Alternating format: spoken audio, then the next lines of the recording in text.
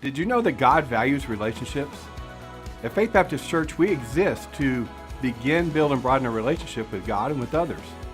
We want a relationship with God through faith in His Son, Jesus Christ, as our Savior. And we also want a relationship with others in a healthy biblical community.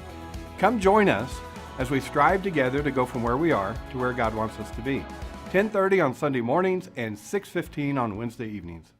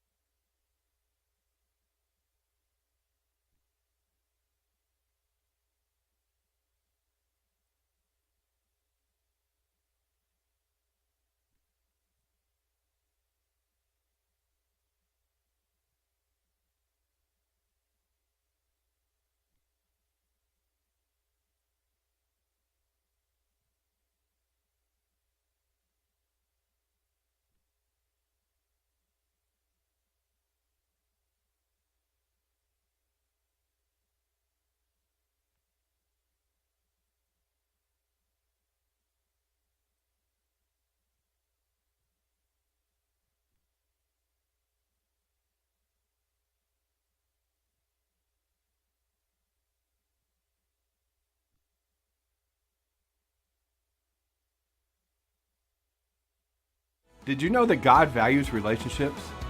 At Faith Baptist Church, we exist to begin, build, and broaden a relationship with God and with others. We want a relationship with God through faith in His Son, Jesus Christ, as our Savior. And we also want a relationship with others in a healthy biblical community. Come join us as we strive together to go from where we are to where God wants us to be. 10:30 on Sunday mornings and 6:15 on Wednesday evenings. It's Kubota Orange Days. Shop the year's biggest selection of Kubota equipment and get 0% for 84 months and up to $2,500 off select Kubota tractors. Visit your local Kubota dealer, Amigo Machinery at 2801 Southeast Main Street in Roswell. It's Kubota Orange Days. Shop the year's biggest selection of Kubota equipment and get 0% APR for 84 months or up to $3,300 off select compact tractors. Visit your local Kubota dealer, Amigo Machinery at 2801 Southeast Main Street in Roswell.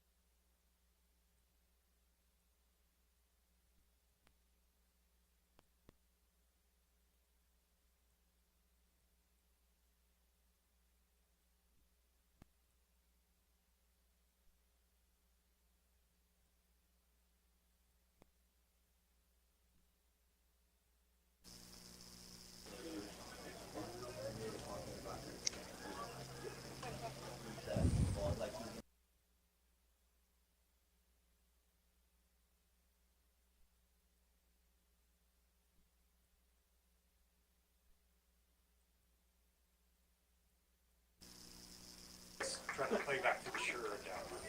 Oh, I got something. Okay.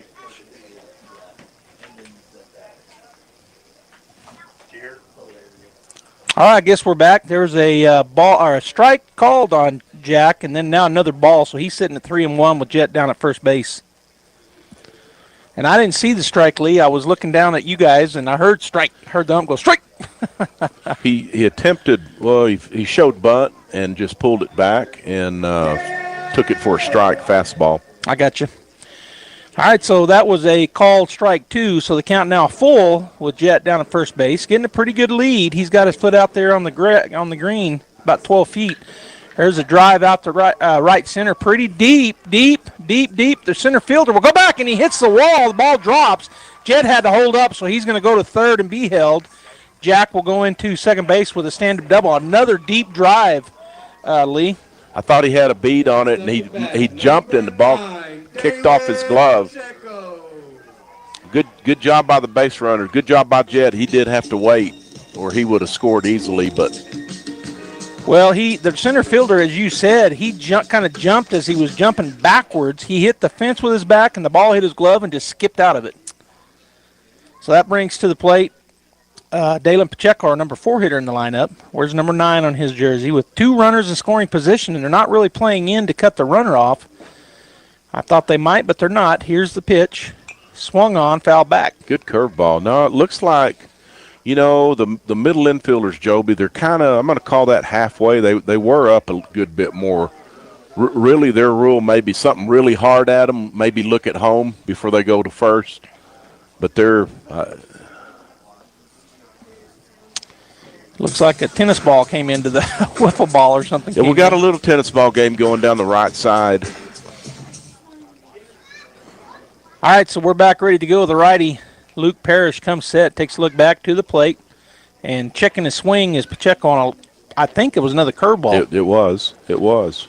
And that's ball 1. 1-1 now the count to Pacheco. Infield, Jackson Gaston, Jason Fuentes, Christian Montez, and Cole Kessner, third to first, with Jaden Hernandez catching Luke Parrish. So we got a Fuentes on their team, and we got a Fuentes on ours. Both of them play shortstop. I wonder if they're kin. I don't think so. Jaden and... I don't think they are. Curveball, nice. Whoa, I guess it's a little high. I thought that was going to be called a strike, but ball 2. That's 3 in a row curveballs. We'll see if he keeps true right here. Sometimes you can go to the well too many times.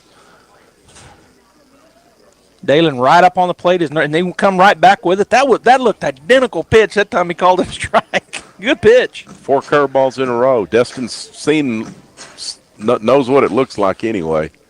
All right, so 2-2 now. Dalen. I said it wrong again. Sorry, Destin. Another curveball right up the middle. That's a base hit. Let's see if he's going to hold him. He does hold Jack, as the center fielder was able to get to that pretty fast. It hit the base out there and kind of slowed it down. Yeah. He about Charlie Browned him. Yeah, Dalen did. Pitcher just barely got out of the way, didn't he? So another hit, a single up the middle is an RBI for number 4 hitter, Dalen Pacheco. And going into third was Byers, and now we got runners on the corners with Brandt coming to the plate. Brandt Usherwood, number 7. He is our pitcher today. And Bulldogs now lead 1-0 here in the bottom of the first inning with 1 out. We'll see what we do here. And we don't have the fastest guy down at first base, but he's got a big lead. And he's not slow. And there he goes. And let's see if they throw down. They do not, so he'll go in safely on ball 1. Without the early base running boo-boo, Joby, we might have another run, but we've got another chance right here to get 2 more. Usherwood steps back in. He can help himself with that base hit and probably get 2 in. Depends on where it goes. He can hit a gap. He'll surely get 2. Here's the pitch. High. Ball 2. So Parrish, the pitcher for Hobbs, he's not overpowering by any means, so we're getting some good swings on him. Parrish looking in. Now he'll come set. Got a real short stretch and set. Here's the pitch. That's a chopper down the third baseline. Foul for strike 1. Hobbs wearing black jerseys with black numbers, but outlined in gold. And then they've got their white pants. Looks like with a black. What are those called? I can't ever remember. The piping? Piping. I always want to call it a bullet for some reason. It's not bullet, it's piping. All right, so Parrish comes set. Again, runners at second and third. Now he's going to step off. Didn't like something. Was uncomfortable. I did say our uniforms. We are sponsored by Under Armour, Joby. Those uniforms. Under Armour on the unis? They're really nice. I saw them up close. That pitch called a strike. It was a good curveball. Caught the upper part of the strike zone, so that takes it to 2-2 on Usherwood. On deck is Whitmire, and in the hole, Huffman for the Bulldogs. You know, Brant's job as a hitter right now, just trying to get the ball out of the infield to get that runner from third in. That's his job at the plate right now. Playing pretty deep in center and left and right, playing probably average depth. He swung Good and missed. curveball. Ball was dropped. He's going to go to first base, and as you said, great curveball. Swing and miss, third strike drop. He is out at first. It's going to take a 2-out hit by Jet Whitmire. Coming up to bat, number 16, Jet Whitmire. And I wouldn't be a bit surprised to see it. We'll see what Jet does right here. That's one of the flashier bats I've seen so far this year, Joby. Yeah, that's hot pink, isn't it? I'm hoping, you know, I was going to say earlier, I hope the Bulldogs brought all their torpedo bats with them. Torpedo bats. Yes, that's the thing in the MLB now, right now. That is illegal? Is No, it's not good. illegal. Strike one called on a nice breaking ball. Started out in the middle and then broke out and got the outside corner. I'll give you a little history of it in a little bit. All right. I heard something about bats in Major League Baseball, but I thought something was banned. No. Good curveball. Man, he can bring those curveballs. Swing and a miss by Jet. He kind of got fooled on that one. Started out in the lower end and then just dove away from him. Yeah, right now he's just showing him the fastball and then that the curveball. He's got it working really well. All right, so Parrish comes back set, 0-2 the count. Here's the pitch. He did not chase that one. It was a good try. I mean, it was a good place to put it because he made it basically unhittable, made him try to chase with an 0-2 count. But a good job by Whitmire. He did not take the bait. 1-2 the count. He steps back in, 2 down. Bulldogs looking to add to their 1 run here. They got 2 ducks on the pond in scoring position. Parrish takes a look back twice, now to the plate. Again with the curve, and he got him swinging, strike 3. And so the Bulldogs leave some out there. They leave 2 runners on base. There were no Hobbs errors, 3 hits in the inning, and 1 run scored. So as we go into the top of the second inning, it will be the Bulldogs 1, Hobbs Eagles 0, Cole Kessner, Jason Fuentes, and Jackson Suter coming up next. But if I unplug it, does it do something? If you do, just make sure that says USB sound. But I mean, is it going to change anything? If I unplug this, is it going to problem anywhere? But if it is, we just have to make sure that's why we weren't getting audio earlier, because that was set on playback through the shirt after.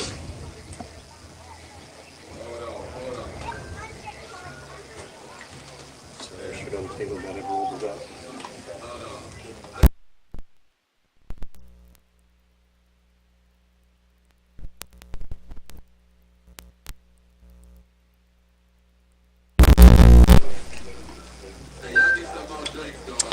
All right, Bulldog fans, we're back here. Is it right? Can you hear me? All right, we're back here as we're getting ready to go into the top of the second inning. The Artesia Bulldogs leading the Hobbs Eagles. Here with, what's that? Doggone it. All right, maybe we got this right here, Lee. Okay. All kinds of things we're trying to do up here. Here's the first pitch. It's going to be a ground ball to the right side. That's going to sneak through. Good seeing eye single for number 21, Cole Kessner. Start things off. He just took that fastball right back up the middle, Joby. Good piece of hitting.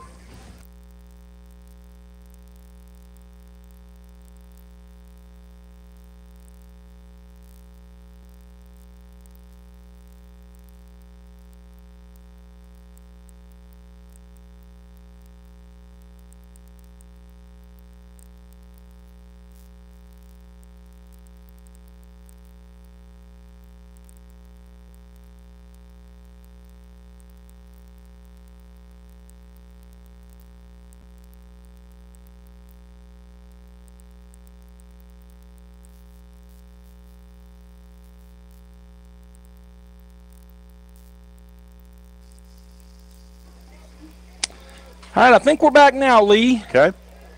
And that pitch just missed, so the count now 2-1. It's not bad. Let me, you need to change something? I didn't make sure that was working.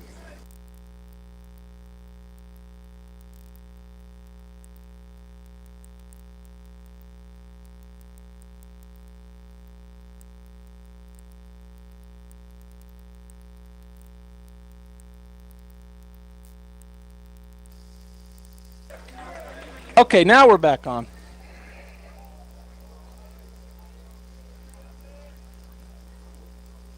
That pitch a strike, so now the count 2-2.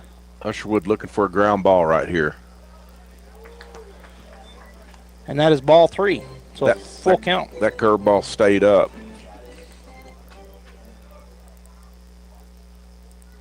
He wants to roll a ground ball double play right here, Joby.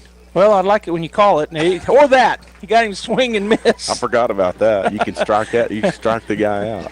But 2 is better than 1, but if you can get that one like that, that's okay. That's his 3rd or 4th strikeout for Brant. And I've laid my glasses down again, so I'm going to just kind of look around for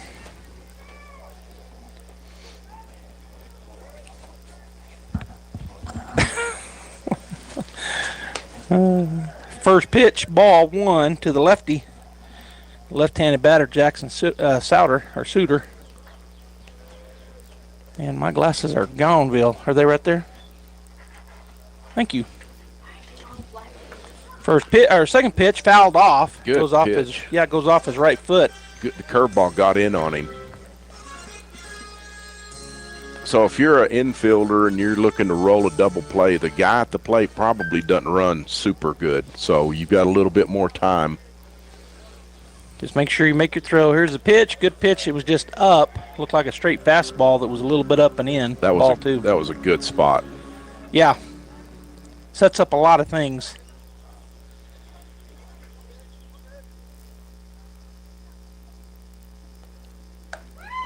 Called strike 2. Good pitch. He's got good late life on his fastball, Joby. So that pitch was running away from the lefty. All right, so here's the 2-2. Good pitch again, and I don't know. It almost looked like a changeup, but was it a breaking ball? I believe it was a curveball. Yeah.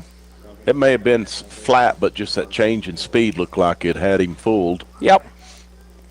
All right, so that'll bring to the plate number 9, Carson Phillips. He's the right fielder for the Hobbs Eagles. That was the DH, by the way, Jackson Suter. Runner at first base. Here's the pitch. Going to square to bunt. He pulls it back on a high pitch, ball 1. John Curtis on deck. He's the left fielder, and then we're back to the top of the order. Juan Camacho in the hole for the Hobbs Eagles.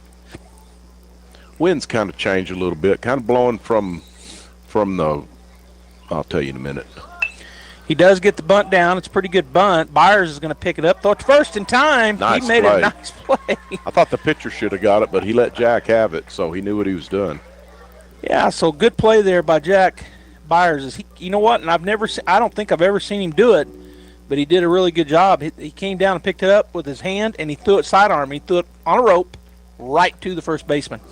All right, so that ends the inning. The the Hobbs Eagles do get a hit, but no runs, no Bulldog errors, one runner left on base. We'll be back and bottom of the order, or bottom of the second inning with Aiden Huffman, Charlie Campbell, and Caden Beauregard coming to the plate. At First American Bank, we champion for you and your small business. Our dedicated business banking team offers you individualized financial solutions, lending expertise, innovative products, and personal attention. Our goal is to help you be ready for your next opportunity. Let us be your partner in growth and success, because when you succeed, we do too. First American Bank, your local first community bank since 1903. Equal housing lender. Artesia High School Bulldog Sports is made possible thanks to Buckhorn Production, LLC. Founded in 2021, Buckhorn Production, LLC operates over 200 wells in the Permian Basin. Like the Artesia Bulldogs, Buckhorn Production, LLC strives for excellence in all of our operations. We encourage all of our employees to be great members of our community and encourage you to join them in supporting all of our athletes, students, teachers, and administrators. Buckhorn Production, LLC, proud to support the Artesia Bulldogs.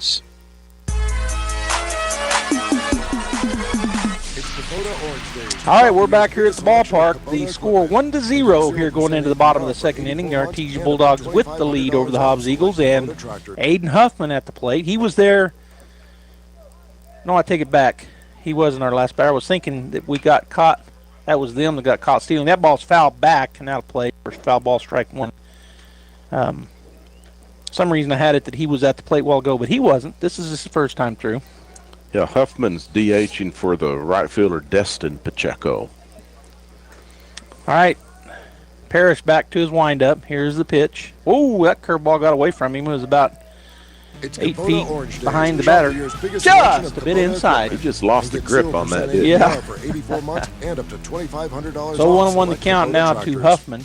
Visit your local Kubota dealer, Amigo Machinery at 2801 Southeast Main Street in Here's the Roswell. wind in the 1-1. It's Kubota Orange Days. That Shop looked like a the year's fastball. Either that or a changeup.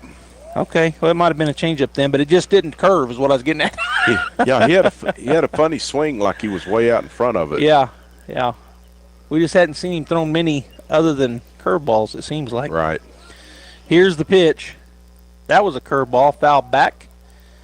So that foul ball just a strike. It remains 1-2 the count. On deck is Charlie Campbell, the left fielder, and in the hole, the second baseman, Caden Beauregard. Curtis Camacho Phillips left to right. Gaston Fuentes Montez Kesner third to first. Hernandez catching Parrish. There's your Hobbs defense outside and low for ball 2. 2-2 now the count. Looks like he's leaning. He's going to lean, and we've seen it, that lean heavily on his curveball. He's got a good one.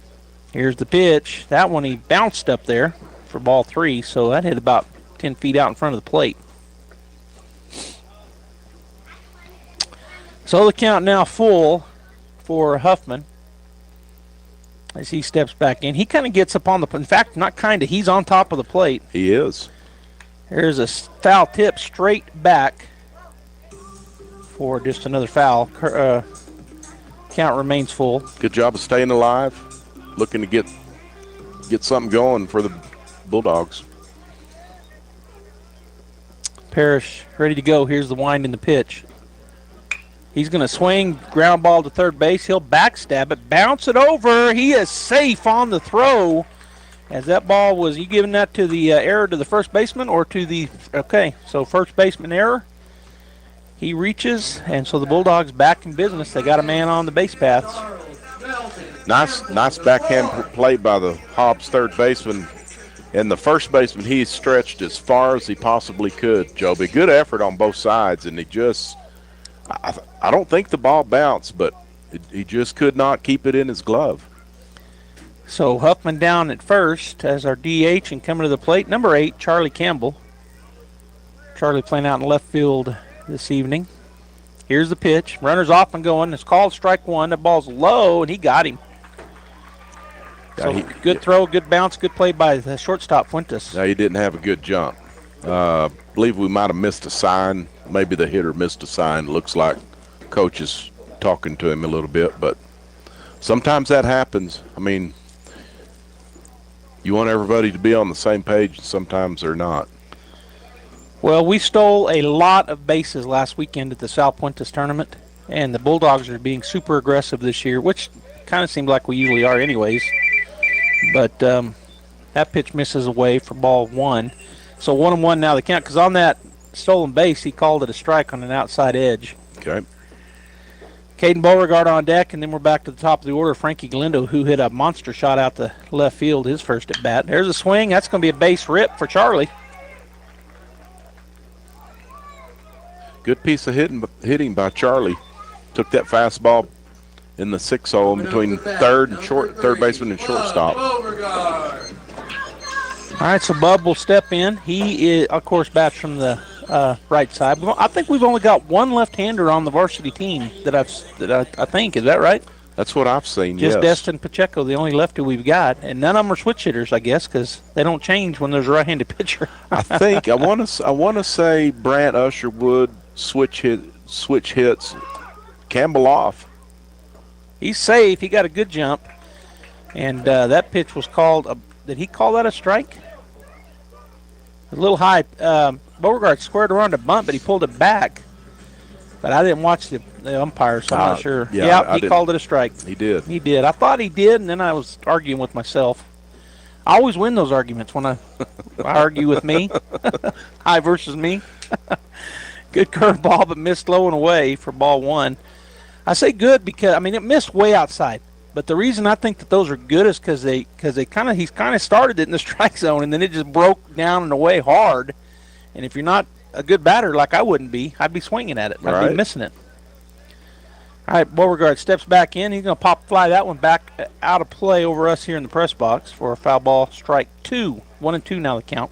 So he's working his fastball into those righties, Joby, and that sweeping curveball away. That's a pretty good combination sometimes. Yeah, it is, because especially if you get off kilter as a batter, if you guess wrong, you're in trouble. Or you read his hand wrong. Here's the pitch. That looked like, that moved back in. That's just that late movement. It's probably a two-seam fastball. Yeah. That's what I thought. It was a fastball. He strikes out. That ball had some movement toward the batter, and he got fooled on it. And so that's strikeout, and that's out number 2, which will get us back to the top of the order. Frankie has Charlie down there at second base. He's going to try to drive him in. And he tattooed the first pitch. But Lee and I both thought it might have a chance to get out of here. He ended up hitting the bottom of the fence on a deep shot out to left center field. Let's see what he does with the first pitch here. Low and away. Good job by the catcher, Hernandez. Really good job. Because Campbell would have been down at third if that had got by him, but he kept it in front of him. He really had to go over to his right into the left-hander's batter's box, did the catcher, Jaden Hernandez, but he kept it, hit it off his chest plate. The pitch swung on, it's chopper foul, and that'll go over to the left field side. That fastball's getting in on our right-handed hitters. Good late action on his fastball. Yeah, and it kind of goes towards the movement is toward a right-handed batter with that two-seam fastball. And it's late, like you said, it's kind of a late movement. All right, so 1-1 the count with 2 down. Runners off and going. Swing and a miss will be strike 2, and he's safe. Oh, he called him out. I think he might have came off the bag, but I think that's what the umpire's telling him. Yep. All right, so he's out at third base, and like Lee said, I think that's probably exactly what he's saying, because otherwise he was safe. He kind of let come off the bag. So that's out number 3. The Bulldogs in the bottom half get hit, but no runs. There was one error, and nobody left on base. We'll be back after this timeout. It's a great time to buy a Kubota. From America's #1 selling compact tractor to zero-turn mowers and versatile RTVs. Get your perfect match delivered to your door now through June 30th. Get 0 down, 0% APR for 84 months, or up to $3,000 off an L3302 compact Kubota tractor. Now through 6/30/2025. See us or go to KubotaUSA.com for more information. Visit Amigo Machinery in Roswell or see us online at amigo-machinery.com. Big O Tires. Trust the team with expertise that goes beyond just tires. Visit your locally owned Big O Tires. Spring into savings now through April 6th and get $60 in rebate savings on sets of 4 Michelin tires totaling $900 or more. Or get $40 in rebate savings on purchases of $899 or less with installation purchase. Plus, Big O Tires will match up to $60 on Michelin rebate savings. Big O Tires, the team you trust. Installation required. Disposal fees and shop fees extra where permitted. See store for pricing. Eligibility may vary. Not valid with other offers. Ends April 6th.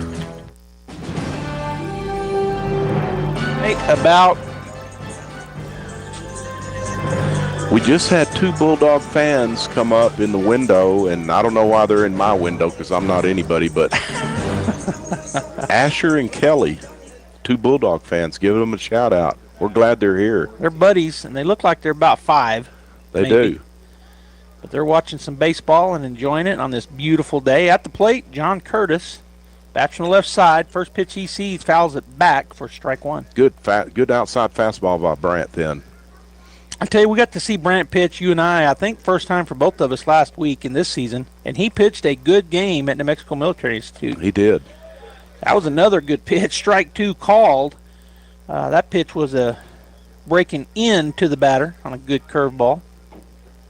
0-2 the count, nobody out. I'll give you the defense here in just a minute. Playing straight away are the Bulldogs. He run that one away from me. Swing and a miss, strike 3. Good pitch. And it was up a little bit too, Lee. So I don't know if it had been called a strike or not, but he ran a fastball away from the left-handed batter, up a little, and he took a big cut and come up empty. All right, so Charlie Campbell on left, Jet Whitmire in center, and Destin Pacheco in right. As Juan Camacho, number 7, the leadoff batter, will step in. He hit a single his first time through out to left field. There's a pop fly. Can we get to it? Galindo might have a chance. And hits the net. Not quite.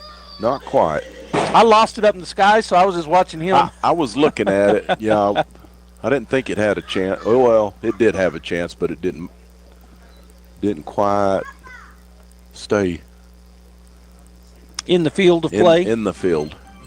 So strike 1 on Camacho. He hit a nice rope the very first at bat and got that single. So 1 for 1, as I said. Here's the pitch from Usherwood. Swing. That's going to be a drive out to center field. And coming on and making a great play, nice play. Jet Whitmire. Boy, really a nice play because his first step was a big step, drop step back, Joby, and he had to come in. And we know he's really quick. Outstanding. Yeah, he made dun-a-dun, dun-a-dun highlight as Whitmire dove and made the play. If you're not watching, if you're listening, he made a great play, dove to his right and caught it. Looks like he's kind of rubbing his chest. He hit pretty hard. All right, here's the pitch. Nice curveball. 2-hopper. Oh, no. Going to have to hurry over at second base, and he's not in time. So we got an E4 on Bub. Just kind of that second hop looked like it got him in the heel of the glove. That did. Yeah. That was hit pretty sharp. All right, so on the air, the runner will reach to first base with 2 outs, and so that'll bring to the plate number 13, Jaden Hernandez, the catcher. He's 0 for 1. He struck out looking his first time. I haven't given you the rest of the defense for the Bulldogs, but I will. Usherwood takes a peek, throws it. It's a fastball. It's going to be a high fly out to center field, and Whitmire will fade over towards left and make the play. For out number 3, so I didn't give you the defense, but nice one. Well, it wasn't a 1-2-3 inning. There was no hits and there were no runs. There was 1 runner left on base and 1 Bulldog error as we go into the bottom of the 3rd inning. Artesia 1, Hobbs 0. Looking for professional window tinting services? Look no further than Reliable Tint in Artesia. Located at 1502 South 1st Street, they specialize in auto and residential window tinting, as well as glass replacement for windshields, side and rear glass. But that's not all. They now offer advanced technology, rock chip, and crack repair, ensuring your vehicle stays in top shape. Open Monday through Saturday, Reliable Tint is here for all of your tinting and glass needs. Call them today, 575-616-9163. Reliable Tint in Artesia, where quality meets reliability. At Richland Motors, it's never been easier to sell or trade your current car, truck, or SUV for a newer model to hit the road in. Even if you don't purchase from Richland, they want to buy your vehicle for top dollar. But if you do buy from Richland, don't forget, they're the home of the powertrain warranty for life. That's a whole lot of confidence for you. See Richland for details. 2nd and Sycamore and 1309 Southeast Main.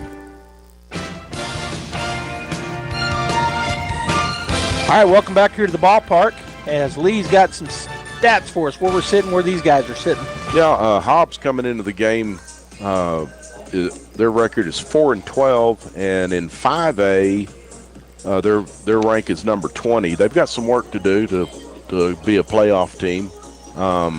And the Bulldogs are 8-5, and you told me that they're ranked number 1 in the coaches poll and on Max Preps. So.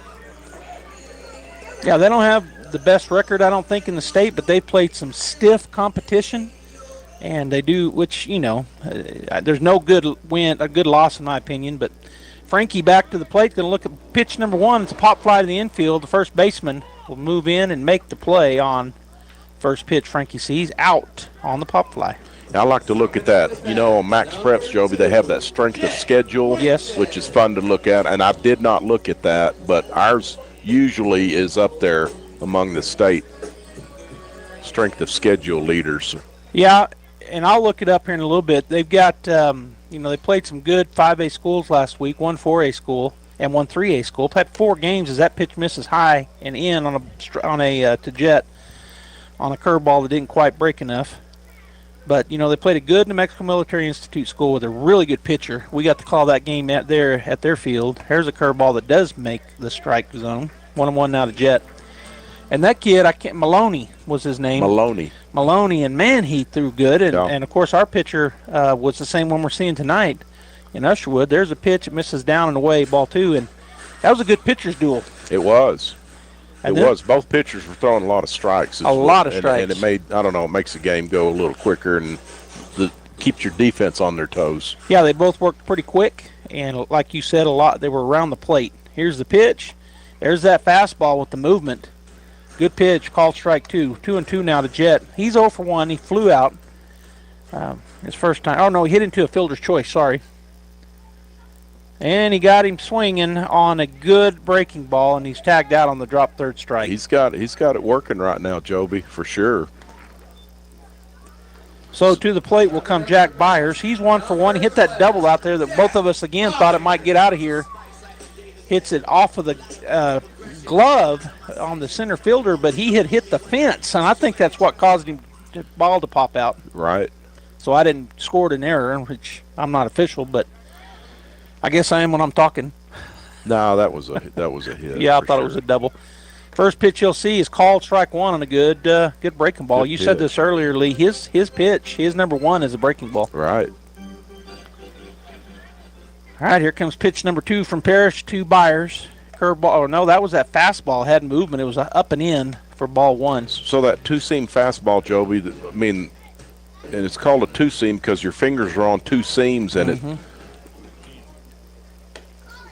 down and away, ball 2. Usually it has more run. You can and there's another pitch called a four-seam fastball. It's straight. Yeah, but there could have a little more velocity to it, but that one misses outside. Ball 3 to Jack. On deck is Dalen Pacheco, and in the hole, Brant Usherwood. So the Bulldogs playing 4 games last week in 5 days as they played in Mexico Military Institute on Tuesday, then went up and played Thursday, Friday, and Saturday in the Sal Puentes tournament in Rio Rancho. I'll talk about those in just a minute. There's a swing. It's a chopper or a ground ball to third base. He's going to throw it across in time, and that is out number 3. The Bulldogs go down in order. Just a ground ball to third, 5-3 to put out. So, no hits, no runs, no errors, nobody left on base. The score remains 1-0 as we go into the top of the 4th inning. Middle of the order, Jackson Gaston, the number 4 hitter, Cole Kessner, and Jason Puentes coming to the plate. Attention sports fans! Come explore Carlsbad Ford's huge inventory. From sleek sedans to rugged trucks, Carlsbad Ford has a huge variety of vehicles to fit your lifestyle. The best cars, the best trucks. Come find out why Carlsbad Ford is the best in southeastern New Mexico. Oh, yeah! At Carlsbad Ford Lincoln, their team is dedicated to helping you find the perfect vehicle with the best offers available. Carlsbad Ford, 2802 West Pierce, a proud supporter of high school sports. Devon Energy is now hiring in the Permian Basin. As one of the country's largest independent producers of oil and natural gas, we have exciting opportunities for people with a variety of skills and experience. We're looking for people in the Artesia community who work with integrity, dedication, and innovation. Seize this opportunity for competitive pay and comprehensive benefits. Start your career with Devon Energy today. Apply at careers.devonenergy.com. Devon Energy. Commitment runs deep. Go Bulldogs. That's what should have happened. Should have been second. Welcome back here to the ballpark, Brainerd Park. Lee Johnson and Joby Hodling. And we got Jackson Gaston at the plate. He's 0 for 0. He's hit by a pitch. His first at bat. Good chopper down the line. It's going to be fair. He catches it over the third base. Does Byers. He throws it over to Dalen, and that is out number 1. 1 pitch, 1 out. You cannot be more efficient than that. That is really good. That's what you like to see. We'd like to see 2 pitch, 2 out, and 3 pitch, 3 out. As right now, Brandt is thrown 42 pitches through 3 1/3. Parrish has thrown 51 through 3. So he's thrown a few more than Usherwood when you look at how many innings they've pitched. All right, here's Kessner at the plate. First pitch, he couldn't stop the swing on that high one. Well, he had to ask. The home plate umpire asked. Yeah. Okay. Yeah, it was a pretty easy call, I thought. Strike 1. He might have looked away before he was supposed to. Maybe I don't know. So. Good pitch. Yeah, and that was a breaking ball. It was. Yeah. Yeah. He's got him set up for about anything he wants to throw right here. So 0-2 to Kessner. Again, he is 1 for 1. He singled his first time. Good pitch. Oh, just a little bit high, I guess. Ball 1. Kind of run it in on him, but called a ball inside, and maybe a little high. So 1-2 the count. Here's the pitch. And that one just a bit off the plate. Ball 2. That looked like a hard curveball, more like a slider. Yeah, he threw it harder than he's been throwing his curve. Here's the pitch. Good pitch. Nice pitch. Tied him up. And he ends up checking the swing, but yeah, that was down and in on his hands and called strike 3 for out number 2. So again, a very efficient inning. 1 pitch and an out, and then he threw 5 pitches to that batter and struck him out. That'll bring Jason Fuentes to the plate. He struck out swinging his first time through. Here's the pitch from Usherwood. Ground ball to Fuentes. Fuentes to Fuentes. Jet picks it up, fires it first, and that's an easy out. Good inning. Fantastic inning. I think there was 8 pitches total. 7. 5 to the middle batter, 1 to the first batter, and 1 to the last batter. So 6-3 if you're scoring at home was the third out. No hits, no runs, no errors, nobody left on base. The Bulldogs lead after 3.5. 1-0. Dalen Pacheco, Brent Usherwood, and Jet Whitmire. That's who's coming to the plate. We'll be right back. The Eastern New Mexico University System is proud to present One Eastern Day, sponsored by J.P. Stone Community Bank, Thursday, May 1st, 4 to 9.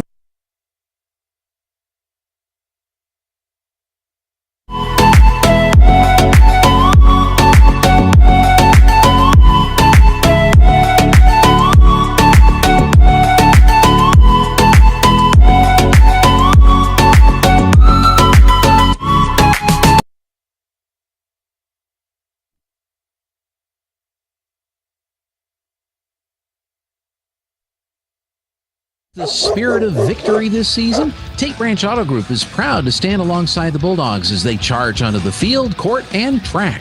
Just like our commitment to delivering top-notch vehicles and service, your dedication and passion for the Bulldogs inspire us every day. Visit Tate Branch Auto Group today, either in person or online, because when it comes to supporting the Bulldogs, we're all in. Tate Branch Auto Group, revving up the Bulldog pride. Go Bulldogs!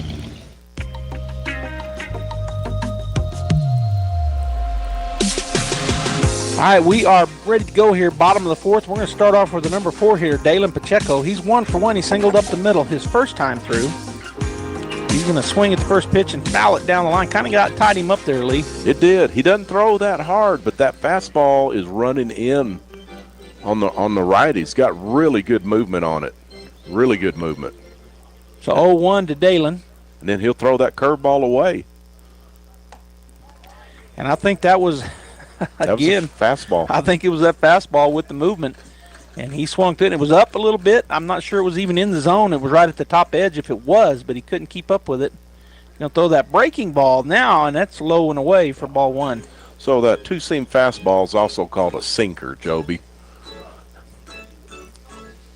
Yeah, that movement it's got it makes it a sinker. Right.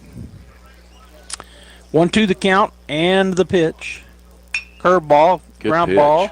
Shortstop picks it up, throws it high. Did he come off the bag? He did, but he got back on it, or maybe he just towed up. Out number 1 on the ground ball. 6-3. Coming up the bat. Parrish is settled in and doing a really good job for the Eagles. I'm going to go out on a limb and say he is their ace because they're pitching him first, number 1, and with their record, and as good as he's pitching, I think what'd you say their record was 4-12 or something? It is. And so I'm going to say he might be the ace of the Eagles. He, like you said, he doesn't throw it real hard, but he moves the ball well, and he's got that two-seam fastball that has great late movement in, and then the curveball breaking away from the right-handers. And there's a swing and a miss on, I think, a fastball. It was. Brant Usherwood at the plate. He struck out, dropped third strike, was thrown out. So Curtis, Camacho, Phillips left to right, Gaston, Fuentes, Montez, and Kessner third to first. There's a swing and a pretty good drive out to right field. He was playing shallow. It's over his head, and it's a ground rule double. Took one hop and got out of the field. great piece of hitting there from Usherwood because he just took that pitch on the outside and drove it that way. He did. He's a strong kid. So that ball, the right fielder didn't have a chance on it. It was over his head. I thought he might have a beat on it, but going to take a 2-out hit by Whitmire. All right, so Jet will step in. He's 0 for 1. He struck out swinging his first time. He ended up chasing one of those good curveballs that got him on the third strike, breaking away from him. Yeah. So, Joby, the Yankees in the first 3 games, the New York Yankees, they hit 15 home runs. And so part of these guys were using the torpedo bat. Mm-hmm. And there's a line drive out to center field. It's going to be caught. Well, he's coming on, and he does make the play. It's Juan Camacho. We won't take a break. I want to hear this story. Oh, no. There was only 1 out. Or was there 2 outs on that? You know what? There was only 1 out, but it said 2 up on the board. Well, it doesn't matter. You got to know as a base runner. Oh, yeah. When you said there were 2 outs, I thought I only got 1, but I thought I missed one. That was a double play then. So out on the pop fly, out to center field, and then I'm gonna go ahead and get the score. Go ahead and tell your story. Well, so the torpedo bat, the barrel. There was a guy working for the New York Yankees. If you have a PhD from MIT in physics, you can work for the New York Yankees. Okay, and so this guy, he figured out that the players, the fattest part of the bat is on the end of the bat. Well, you don't want to hit the baseball on the end of the bat. And so he said, well, let's just move the fat part down. So it looks like a bowling pin. You can look it up on your phone. So he moved the fat part of the bat down in the middle of the bat, so the end of the bat's skinnier than so. And they can figure out with StatCast, okay, where players are hitting the ball on the bat. Mm-hmm. And there you have it. Right in the meat. Now it's truly in the meat. Now it's truly the meat right of the bat. in the meat. It's a neat deal. You'd think that would have been thought of 100 years ago because of what you just said. You're hitting it. You don't want to hit it on the end. You want to hit it in the meat. Why not make the biggest part of the bat right there? That's what he did. Wow. Now everybody will do it. All right, so at the plate is Suter, and he's swinging and a miss on the first pitch. He's 0 for 1. He struck out swinging his first time through. He's the DH and batting from the left side. I'm trying to figure out a way to get into MIT and get a PhD so I can work for the Yankees. That pitch down, ball 1-1 now. That ain't going to happen. To Suter. Campbell, Whitmire, Pacheco left to right. Byers, Fuentes, Beauregard, Pacheco third to first with Galindo catching. There's a ground ball to the right side, foul. Dalen will go round it up. 1-2 now to Suter. On deck is the number 8 hitter, Phillips, and the number 9 hitter, Curtis. I got 2 degrees from Sul Ross State University. I don't even know if they had physics there, Joby. So I'm not positive. They had physics. They may not have had a physics degree. You think they had physics? I do. Okay, maybe I should have looked into it a long time ago. That ball missed up and away. Ball 2. 2-2 now the count with no outs. Suter steps back in from the left side. There's a curveball that doesn't make it break, so ball 3. Yeah, they had physics. Well, I think so. I went to West Texas A&M, and we had physics. Right. So I imagine you did too. Here's the full count, and he did not chase up in the zone, well, out of the zone for ball 4. Not what you want to do with that guy. Well, he is their DH. He is. So he's not one of the fastest. He's got a big build, so he's not a fast. He's not, well, he could surprise me. We had an offensive lineman that was real fast when my son was playing, and he was a big guy. Right. Big. The center, Anthony Martinez, he was fast. I remember Anthony. He could hit the ball too, and he could play some baseball. Yeah. Runner's going to go. They're going to try to bunt. Jack almost got there. That would have been an easy double play. Easy. If he had dove, he might have got it, but it would have been a tough play. Try to bunt and run on that, Joby. They did. So the foul ball, just all it ends up being, a foul ball strike. Yeah, so Suter over there, he's not the thinnest guy, but he took off running pretty good. Yeah, he did. All right, so 0-1 the count. And the pitch. Right down the middle. Good strike pitch. 2. He just piped that one. He did. Reared back and brought it. And way ahead in the count. Yeah, 0-2. Now he's got his choice where he wants to go. Looks like he's going to come back inside. That's where Galindo sets up. He does. It almost hits him with another tight fastball. Ball one.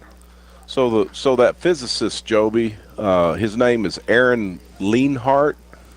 His nickname is El Torpedo. Nice. Yeah. Nice. Here's the pitch. Swing. It's a ground ball to third base. Jack will gobble it up to second. Beauregard had, I don't know if he had to, but he kind of went down to a knee. He did. The throw was on the outfield side of the bag. He really did a pretty good job because it was a knee-high throw, which is not a good double play feed. But from there, from third to second. As long as you can get an out on that play, you're in pretty good shape. So the fielder's choice, 5-4 the put out. And the runner at first base is Phillips. At the plate, John Curtis also batting from the left side. He's going to drive it into left center field. That ball's got a chance to get the gap. That ball's gap. got the gap. It's going to two-hop into the fence. Whitmire will get it. He throws it in. That's going to tie the ball game up. It's coming around to score was Phillips on the stand-up double. Good piece of hitting. He took that outside fastball and just deposited in the left center.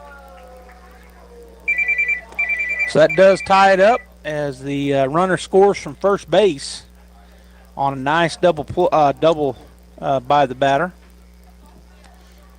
So 1-1 now as we're back to the top of the order. Number 7 center fielder Juan Camacho will step in. He is 1 for 2. He's hit 2 line drives, one of them for a single. The other was a great play by Whitmire in center field. There's a high fly ball. Coming in is Campbell. He'll make the play for out number on the let me finish what I'm doing here so I can get my mind going. Out number 2 on the pop fly. Good pitch by Brant.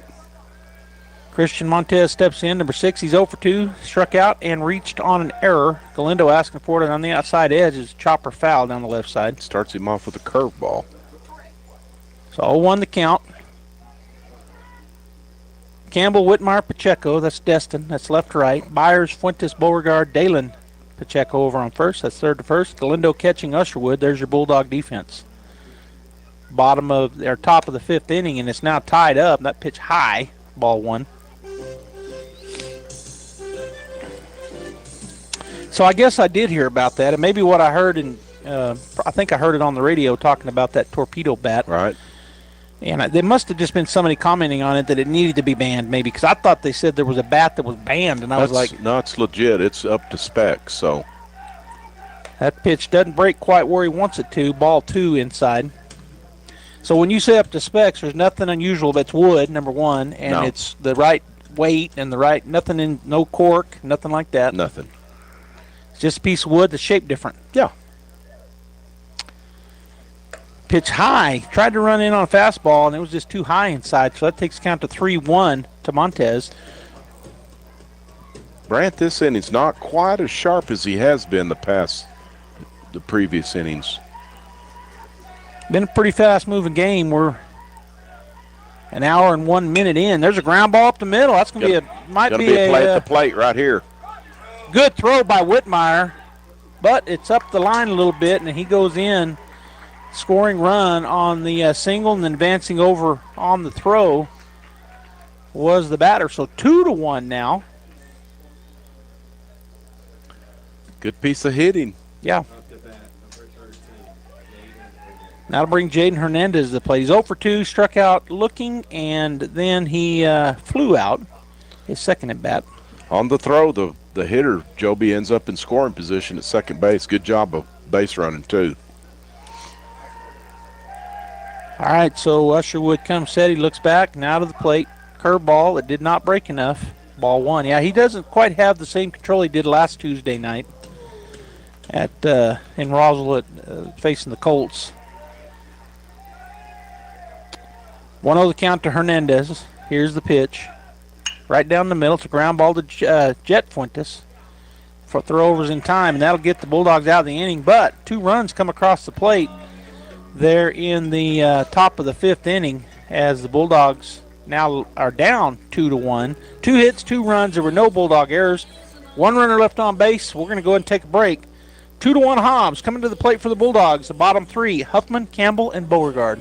Mustang lovers, mark your calendars. Thursday, April 17th is National Mustang Day, and Artesia Ford Sales is the place to be. Bring your Mustang, classic or modern, and show it off alongside fellow enthusiasts. Join us for a day of horsepower, history, and fun at Artesia Ford. Snap photos, swap stories, and celebrate the legend of the Mustang with us. Cruise in, show off, and let's make Mustang Day unforgettable. Artesia Ford Sales, where the Mustang spirit lives on. At First Church Artesia, we proclaim Christ as King over all. Located at 4th and Grand, we're a family exalting His reign in every corner of life, work, home, and community. Join us Sundays at 10:45 a.m. for reverent, family-integrated worship and Bible preaching that transforms. From Artesia streets to your soul, it's all of Christ for all of life. Visit artesiareform.com or find us on Facebook. First Church Artesia, His kingdom rules.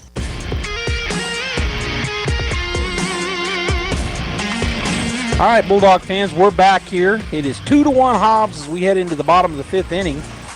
Parrish has been on the bump for the Eagles and pitching a good game. Lee and I were just talking off air. The Bulldogs have had a couple running errors probably, and so that's cost them. They've been running all season long, but tonight kind of ran themselves into some bad stuff, so we'll see what they can do to overcome it. Coming to the plate is the DH, number 10, Aiden Huffman. He reached on an error his first time through. On the first baseman, the ball just popped out of his glove, lost the ball, wasn't able to hold it. Here's the pitch from Parrish.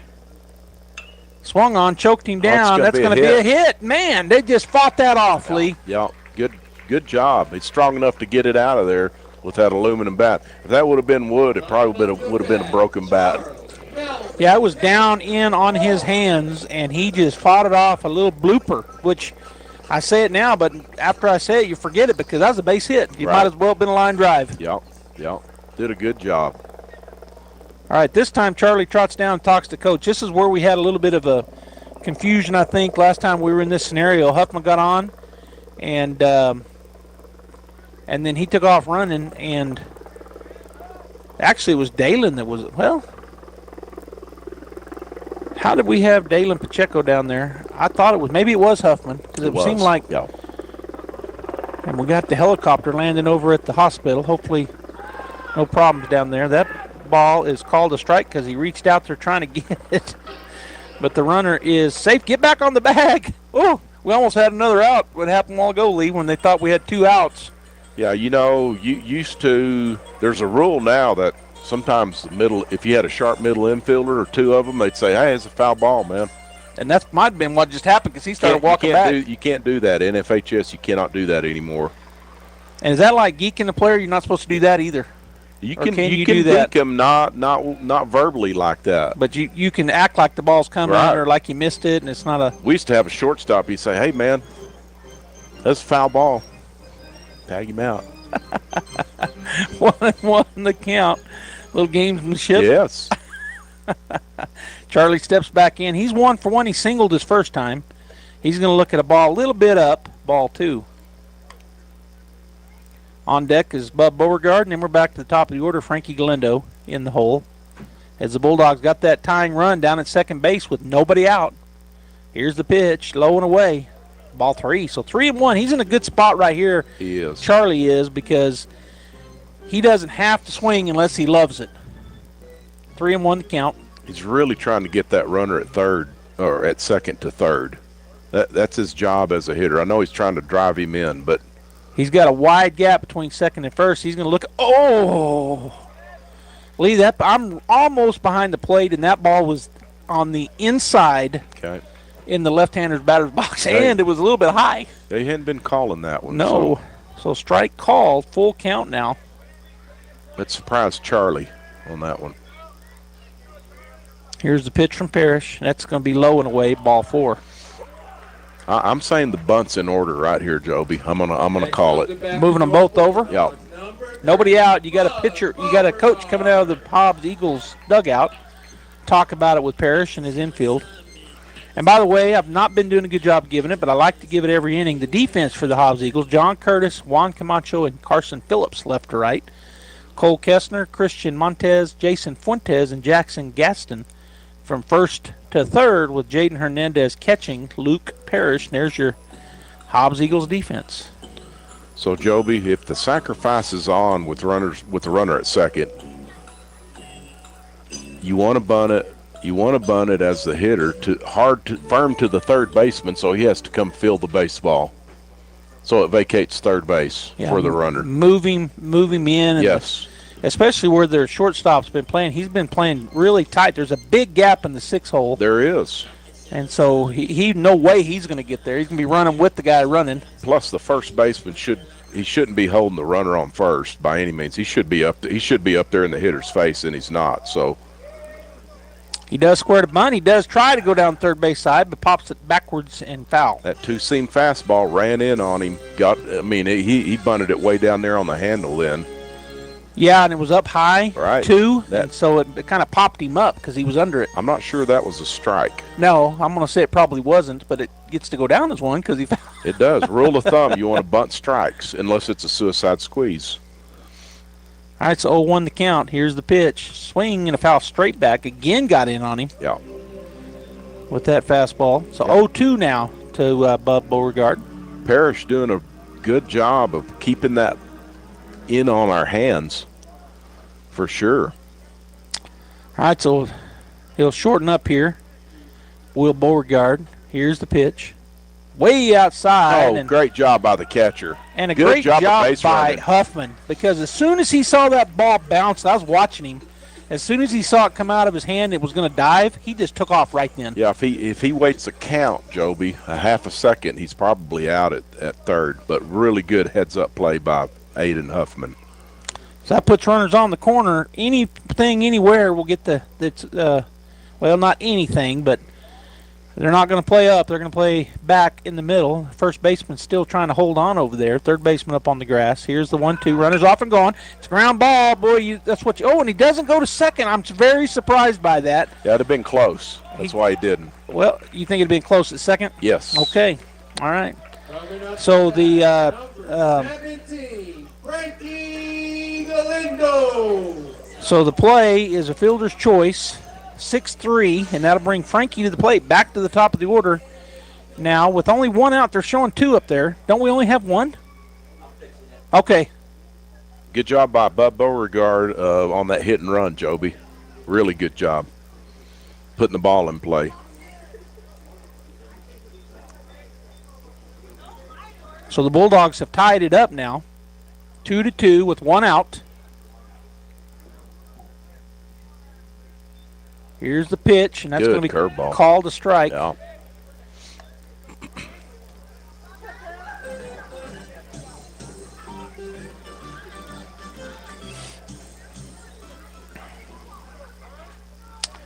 So 0-1 the count. Here's the pitch. Curveball. Inside. Ball 1. Good speed at second, Joby. Should be able to score on a single in Charlie Campbell.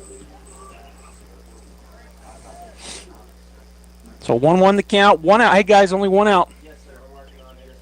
Because a while ago we only have 1, and they thought there were 2 because it was up on the board.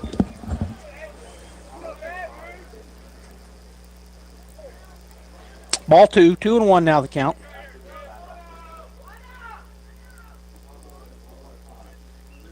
There's a little slow roller.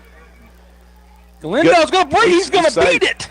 Wow. So the ball got hung up in the pitcher's glove. He was gonna fill it with his glove and flip it, and it got hung up just enough where the ball went up in the air instead of forward, Joby. Yep. And Frankie got out of the box. He is fast. Yeah, he is. And because of what you just said, getting the ball get hung up, and he tosses it underhand with his glove, and it just kind of hung up in the air. And there's still just 1 out. Still right? just 1 out. Okay, Yep, just 1 out.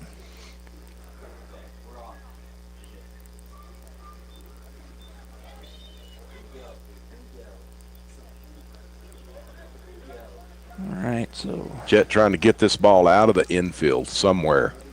And they're playing not up on the grass. That's going to bounce, and that's going to be an easy down to second for Galindo.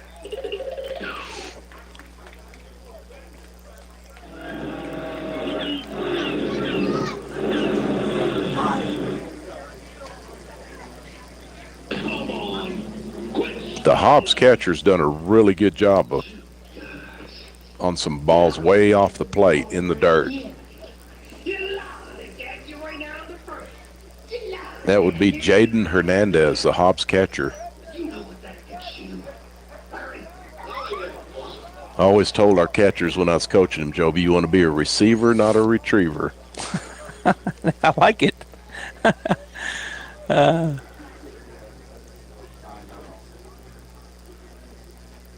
And that's another good job by their catchers. He dove out to his right and made the play, caught it. Parrish kind of struggling just a little bit. I don't think he's quite as sharp out of the stretch, maybe.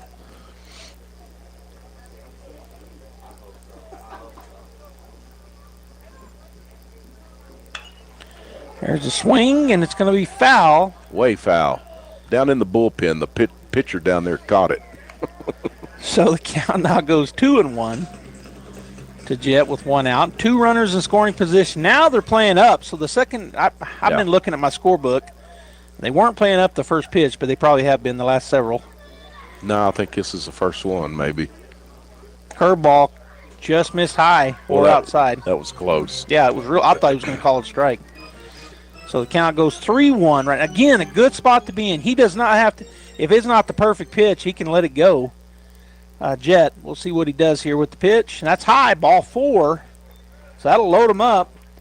And you got the wrong guy coming to the plate when you load him up, and Jack Byers. Yeah, you got to pitch to him, which is good.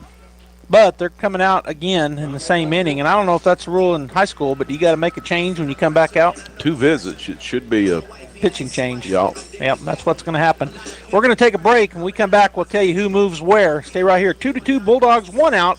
We're in the bottom of the 5th, and the Bulldogs looking to break it open with the bases loaded. Don't quit. Don't ever give up. Be tenacious. Almost everything that's done in the world is accomplished by tired people who refuse to give up. Keep moving. Keep showing up. Keep doing your job. Remember, God will tell you when you're done. But until then, persevere with determination and faith. That's a quote by a good friend of mine by the name of Paul Shiro. And I like it because it is so similar to what the writer of Hebrews is trying to tell us in Hebrews chapter 12 in verse 3. Consider him who endured from sinners such hostility against himself, so that you may not grow weary or faint-hearted. Don't grow weary. Instead, just go out and do your best. Do your best every day. That is what God is asking us to do. God is begging us. Say, I want your very best on days that you want to give it and on days that you don't. Is that your philosophy of life? Is that how you're living life, that I'm going to do my best every day? If it isn't and you want to change, come visit us at the Hermosa Church of Christ.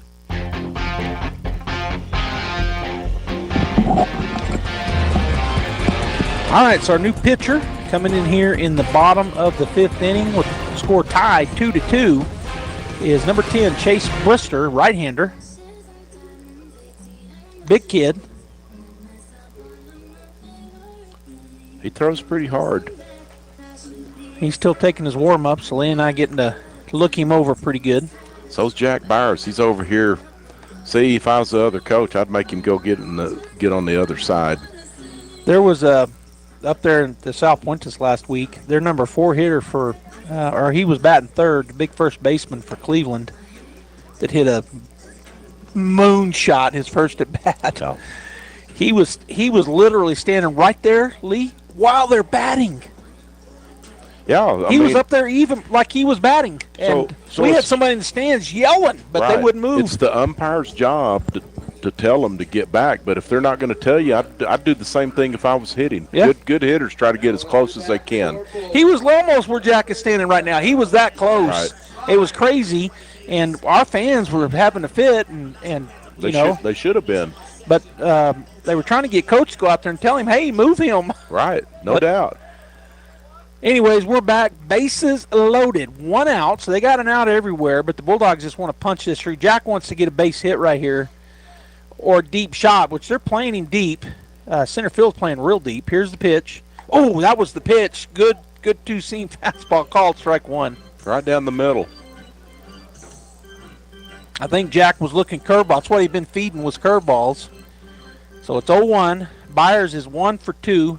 Double and a ground. Oh, and there was that curveball. It was. Good pitch, and that's strike 2 on a big cut there. You know, it was up. He just missed it. Yeah. That was a pretty good pitch to hit because it was about belt high. Yeah. 0-2 the count as he steps back in. He is 1 for 2 with the double and a ground out. And the pitch. Swung and hit it hard. Down the left field line. Is it a homer? Nope. It one hops into the fence. 1 run will score. 2 runs will score. 3 runs will score. Byers coasts into second base with a 3-run double with 1 out. Jack Byers doing a little jig out there on second base. He couldn't sneak that fastball by him then, Joby. No. He just turned on it, ripped it into left field. It one hopped into the fence. And that'll bring our number 4 hitter to the plate, Dalen Pacheco. So the Bulldogs do it. They blow it open here. I say blow it open. It was been pretty tight through these first 4.5 innings, but 4 in the third inning. But they get the bases juiced, and Byers, number 3 hitter, blasts a 3-run double to left field. 1 hopper off the fence. Down and away to Dalen, ball 1. He's 1 for 2. He singled and he grounded out. Another good job by Jaden Hernandez, the catcher. Those balls are tough. Yeah. He's had several that were tough, and he's kept almost all of them. In fact, I don't know if one's got by him. It hadn't. Here's the pitch, down and in, ball 2 from Brister. Brister came in with a 2-2 score, but he inherited 3 base runners, and he inherited Jack Byers coming to the plate. And so all 3 runs score on the double. And it's now 5-2. All of the outfielders are really deep now. They are. Pacheco awaits the pitch from Brister. Down and in. Ball 3. So 3-0 now to Dalen. Yeah, Dalen, he just needs to be patient, to have a good at-bat. If he's going to, walk you, just take the walk and let the next guy in line try to move you around.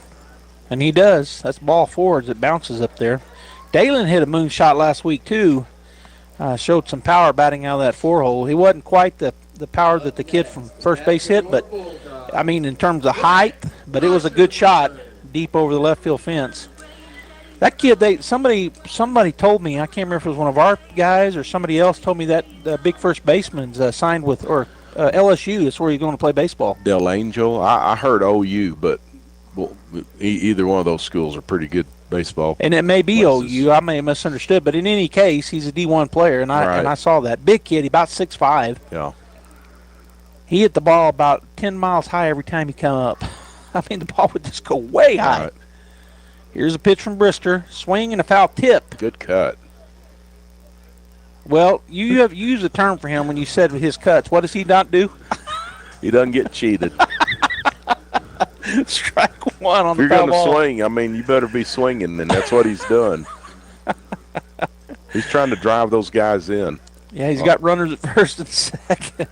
That's a big cut for Brandt, and he's the pitcher. He can help himself all he wants to.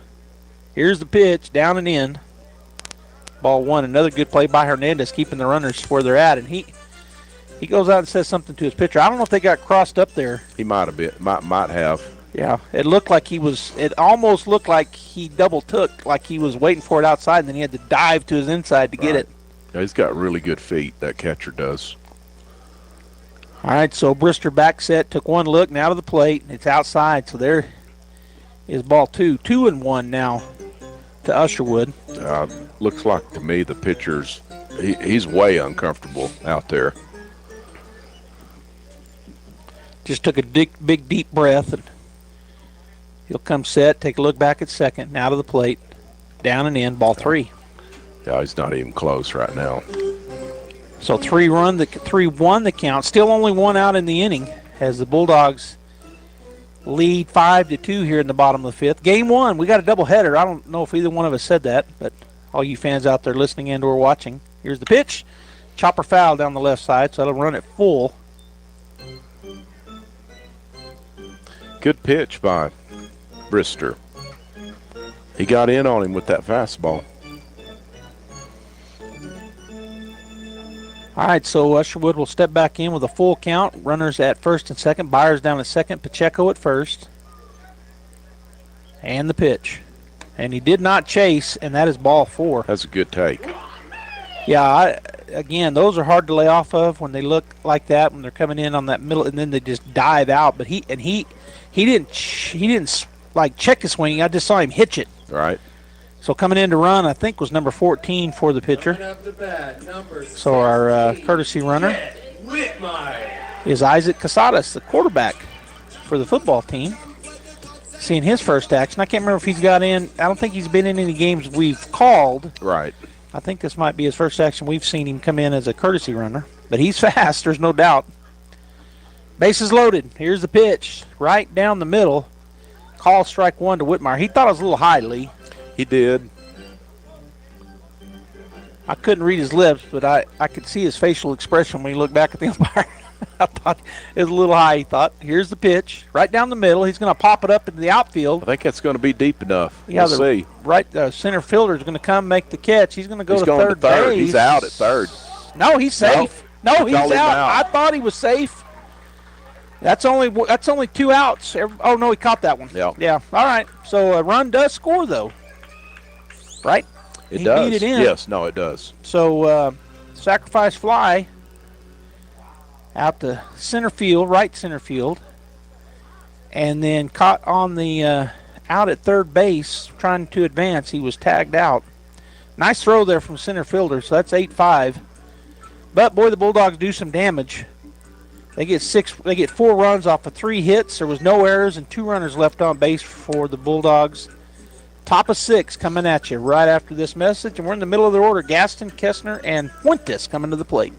Mustang lovers, mark your calendars. Thursday, April 17th is National Mustang Day, and Artesia Ford Sales is the place to be. Bring your Mustang, classic or modern, and show it off alongside fellow enthusiasts. Join us for a day of horsepower, history, and fun at Artesia Ford. Snap photos, swap stories, and celebrate the legend of the Mustang with us. Cruise in, show off, and let's make Mustang Day unforgettable. Artesia Ford Sales, where the Mustang spirit lives on. RE/MAX Axiom, located in the heart of downtown Artesia at 402 West Main, Suite D and E, is staffed with certified, full-service professional brokers. Whether you're buying or selling a home, the professionals at RE/MAX Axiom will lead you through every step of the process. Visit their website, remaxnmaxiom.com, or call 575-25. All right, we're back here. As coming to the plate is Gaston. His first pitch he sees from Rushwood is low, ball 1. Jackson's 0 for 1. He hit by pitch his first time through and grounded out his second to Jack Byers at third.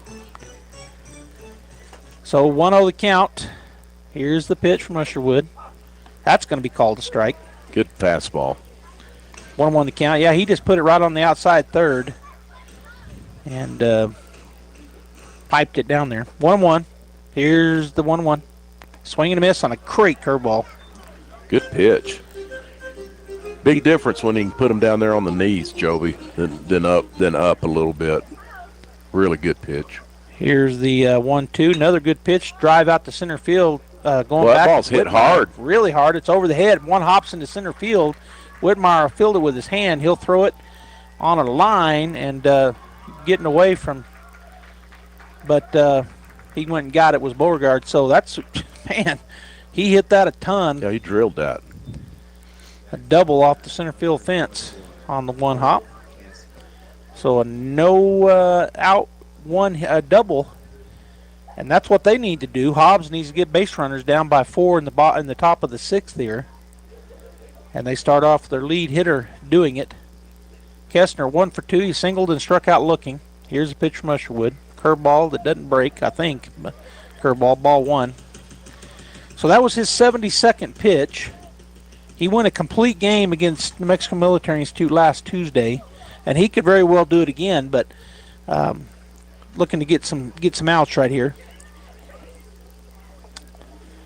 Down the middle but low, ball 2. Yeah, what he doesn't want to do is walk this guy, and, I mean, I think we'd gladly give up that run at second base for an out or two. Yeah, he just wants to get some outs.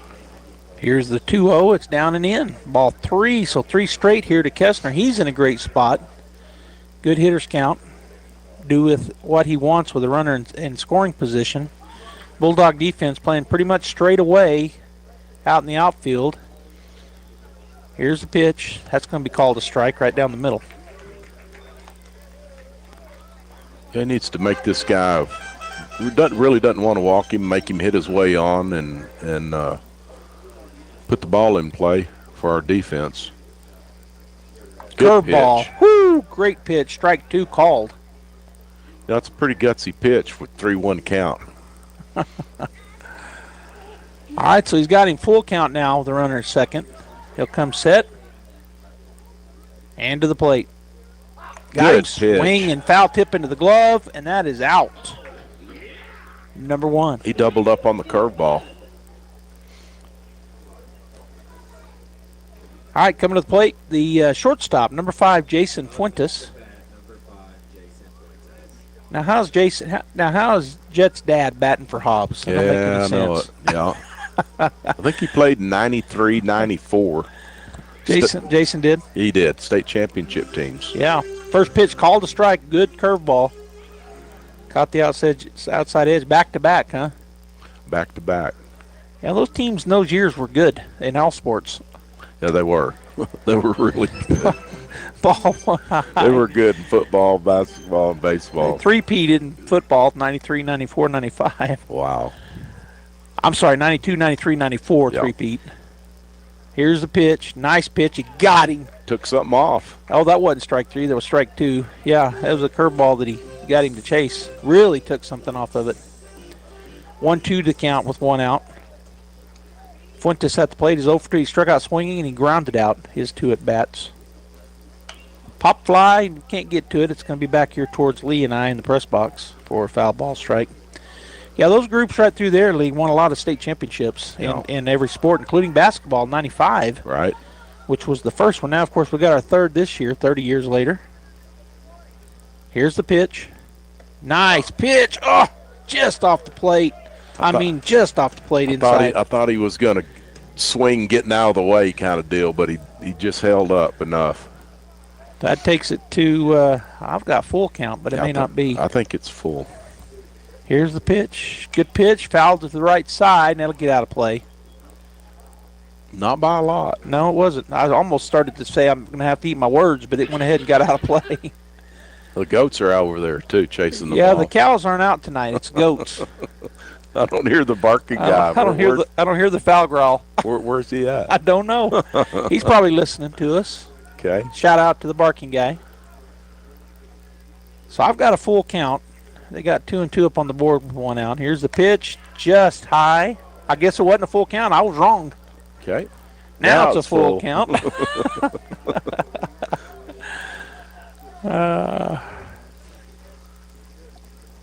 So 1 out, full count, and Usher will take a step off, reset.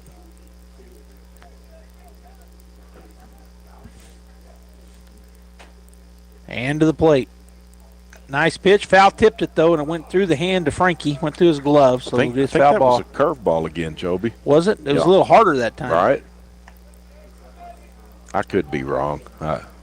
Well, I don't think so. You know him pretty good. That's why I always ask you. I always second guess.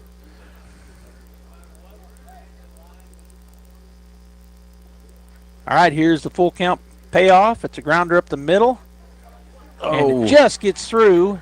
And they're going to send him from third. We need to cut that off. Yeah, he's fast. Yeah, you can't do that. No. You cannot give that guy second base on that. Yep. But we weren't in. Nobody was there to cut it off. It's so important to hit the cutoff guy on that. Well, he threw it. If he threw it about right, there just wasn't anybody there to take it. It one hop from the pitcher's mound to the catcher. Just wasn't anybody there to catch it. And if they would have, we'd have got him at second pretty easy. The first baseman's supposed to be over there. Yeah. So it was a good hit. Up the middle for a single and an RBI. Then he moves over on the throw. That's the second time I've said it today for Hobbs. And that'll bring Suter to the plate, the big lefty. He's 0 for 1. He struck out swinging, and he walked, and he looks at ball 1 outside from Usherwood on his 85th pitch. So that cut the lead in half. It's now 6-3 Bulldogs here in the top of the 6th inning. Usherwood, who's gone the whole way, takes a peek back twice and now to the plate. Good pitch, called, strike 1. Good pitch. People are coming in to eat, Joby. It's about supper time. A lot of people showing up, seeing the end of this first game, maybe stay for the second game. Yeah. Yeah, it's 6 o'clock. They got off work, went home, got a few things done, got the chores done, and then come for supper in a ball game. Strike two, called. Another good fastball. Yeah, that just on the outside edge there to the lefty. Jackson Suter. And the helicopter's leaving, so hate to see that because it always makes me think somebody got hurt. Right. All right, here's the 1-2. Good pitch inside. Ate him tied up. him up. Yeah, it did. And he fought it off, so he stays alive, does Suter. On deck, and he's the DH. On deck, it's Carson Phillips, number 8 hitter, and then the number 9 hitter, John Curtis, is in the hole. As the Hobbs Eagles got that runner down in scoring position, they want to keep eating into this lead. 6-3 for the Bulldogs. Hobbs got one run across so far and have another one in scoring position. There's a good pitch, but just missed low. Yeah. Took something off. Curveball.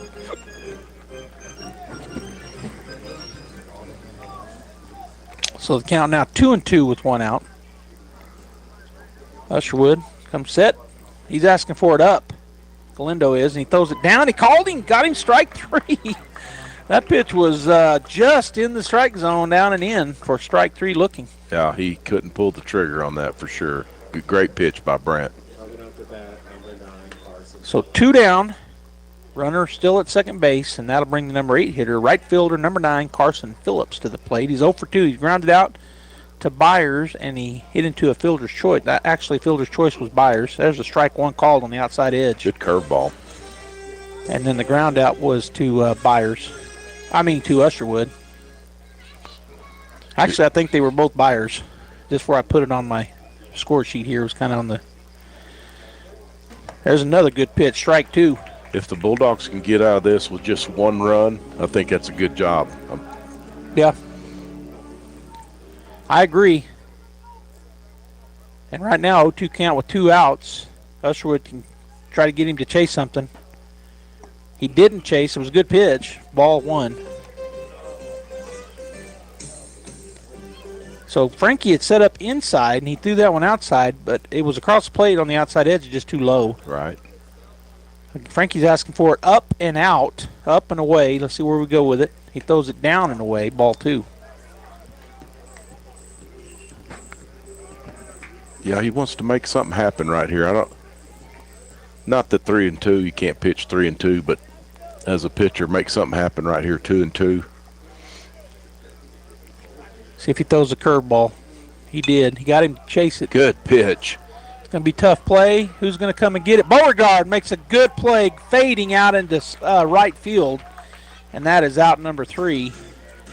I got worried, Lee. I didn't know if they were going to run into each other, but right. they can hear each other out there. So a run does score as 2 hits were dealt, 1 run, no errors on the Bulldogs, and 1 runner left on base. We've got the score 6-3 as we go into the bottom of the 6th inning.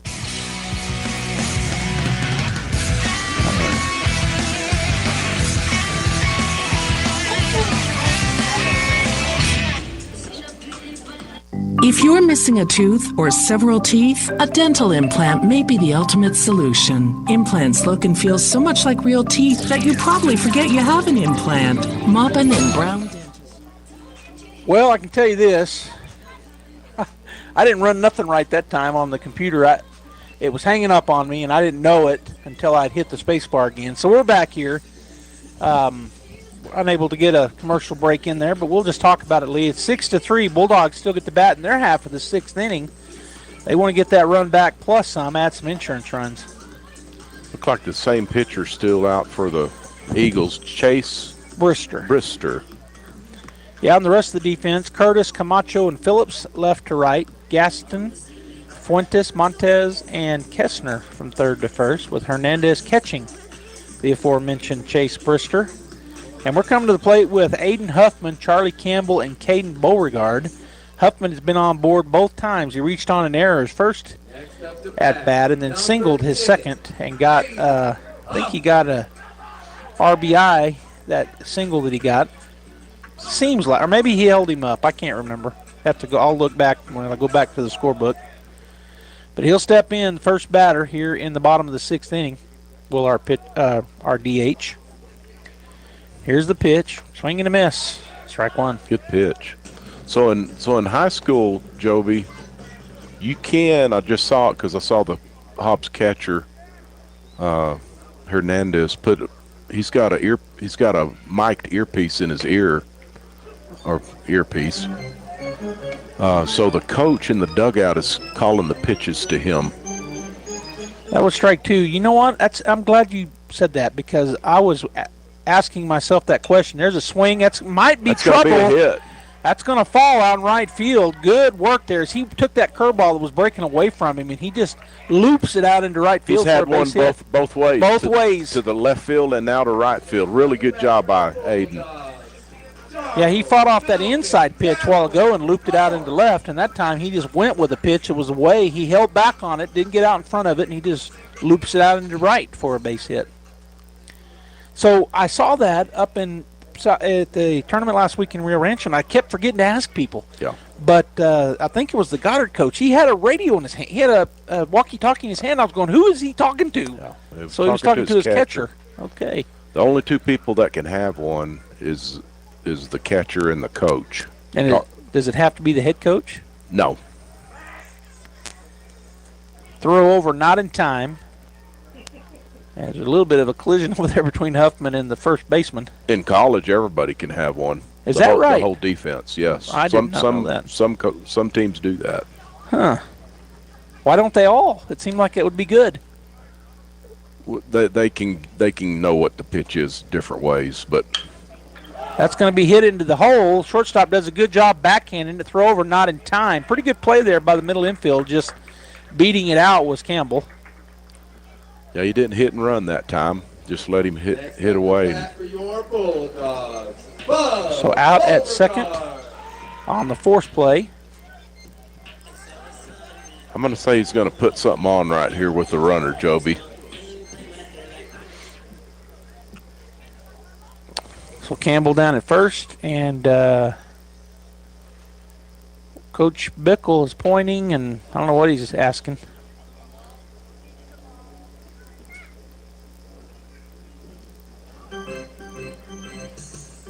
I don't know what he's asking him. I was about to say, what would he be talking to him He's about? looking at a lineup card now. So he's going to put a different runner in for Campbell? Pinch runner? I don't know.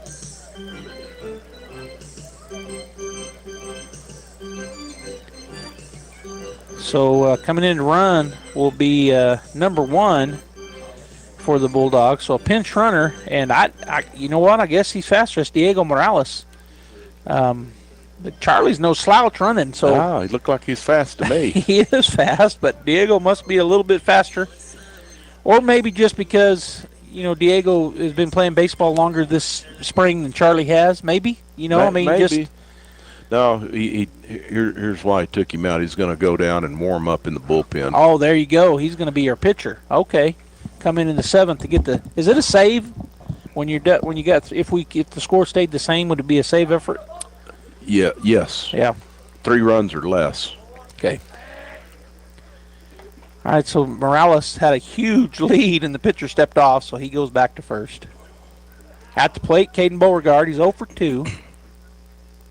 Struck out looking and grounded out to the shortstop. Here's the pitch. He's going to square the bunt. It gets by him, and that, you know what, it just got by on the inside pitch. A tough pitch so Bub Beauregard showed bunt, and that ball was inside, and what we used to teach our guys, when you're pulling the bat back, pull it right back in the vision of the catcher's eyes right there, and there you go. That can happen. Ball to the backstop. And that's you painted the picture. That's what just happened. Here's the pitch, swing, it's a ground ball. Shortstop's going to turn to go to third. Another running error by the Bulldogs. Bad base running error. Yeah, you said it a while ago, and it never changes. The ball's hit in front of you, and you're at second base. Just stay at second till he throws it, at least. Or the ball goes through. Next up the bat for your Bulldogs, number 17, Frankie. That's poor, Joby. That's two in this game. You don't know if that run's going to be that really important run, and we're going to find out when the Hobbs comes up to bat again.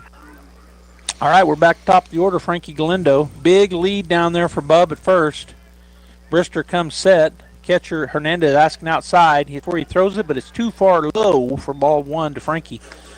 Frankie is 2 for 3 lead. He hit the first pitch he saw in the ball game for a double, and then he flew out deep, and then he hit a single. So he's hit the ball well every time. I'm saying something might be on right here with the runner at first. Yeah, Beauregard's got a big lead. Nope. He doesn't go. That ball's called strike one. Caught the lower half of the strike zone. 1-1 now to Galindo. On deck is our shortstop, Jet Fuentes, and in the hole, Jack Byers, the third baseman. And Campbell is warming up over there, so we'll see him coming in here in a minute.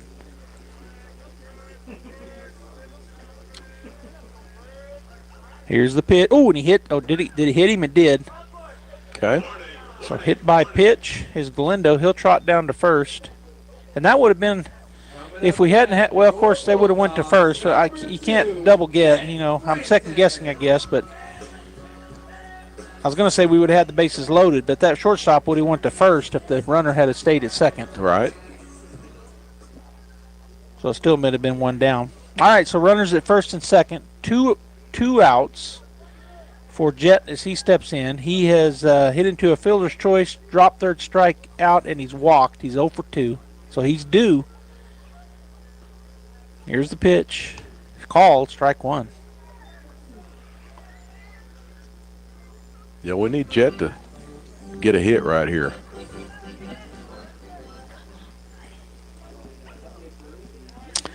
And the pitch. Down and in, ball one.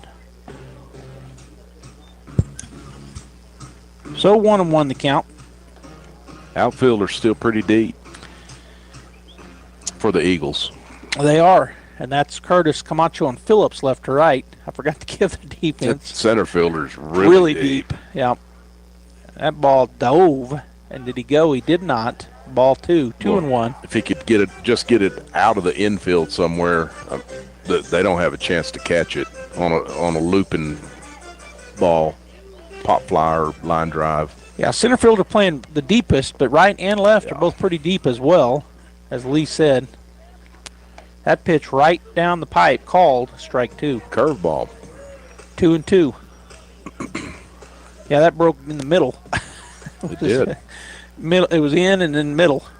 All right, here's the 2-2 with 2 outs. He steps off, does Brister.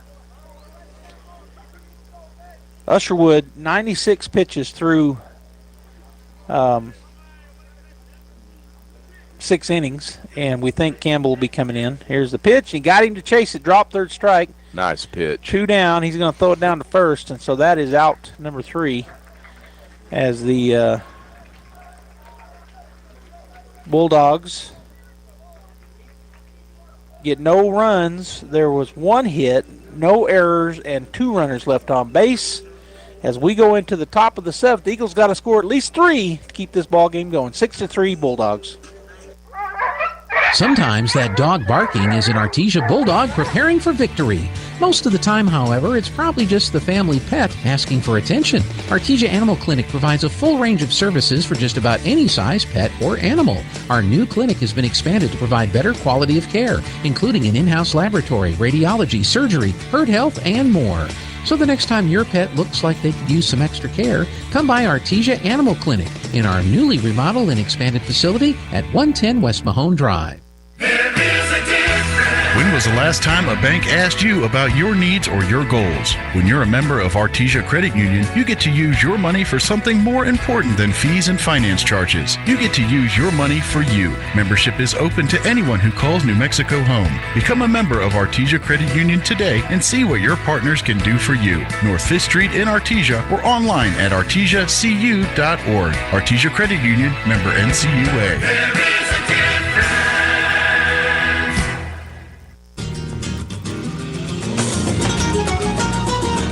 Yes. All right, welcome back here. We do have some changes for you. So coming into pitch is, in fact, Charlie Campbell. And going from pitching to catching is Usherwood. And so, and then going out to center field is Galindo. So there's your 3 changes. As Usherwood goes from pitching to catching. Is that an unusual? I don't remember seeing that very often with a pitcher. I did in Little League some, but is that a very normal swap, Lee? with the pitcher going back to catcher? Yeah. Yeah, if that's what he plays. I mean. So yeah. he'll go where he plays. Right. Okay. Yeah, not a big deal. Yeah. All right, so out in center field, we said is Galindo. So the changes. Left field is now Whitmire. He moves over from center. That was the other change. Right. So let me give you those now. What the heck happened? I didn't hit save, I guess. All right, so Charlie Campbell's pitching. Usherwood moves to catcher. Galindo moves to center field.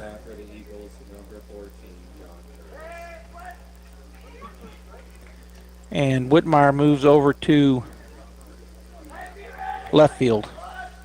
And at the plate is the number 9 hitter, left fielder John Curtis, to face, coming in for the save, Charlie Campbell, the right-hander for the Bulldogs. Start him off with a breaking ball. Must have been low. Yeah, a little bit low. Called ball 1. Campbell goes back to work. Usherwood scoots out on the outer third. That's where he throws it. Called strike 1 with a nice fastball. It was a good fastball. Got that outside edge. So 1-1 the count. You know what? Is it number 14 at the plate? Another good pitch. I don't think it is, or is it? Yeah, it is. It's still him. Okay. So ball 2 just missed down. 2-1 now the count. Campbell brings it, and there's a foul ball back for strike 2. 2-2 now the count to the batter.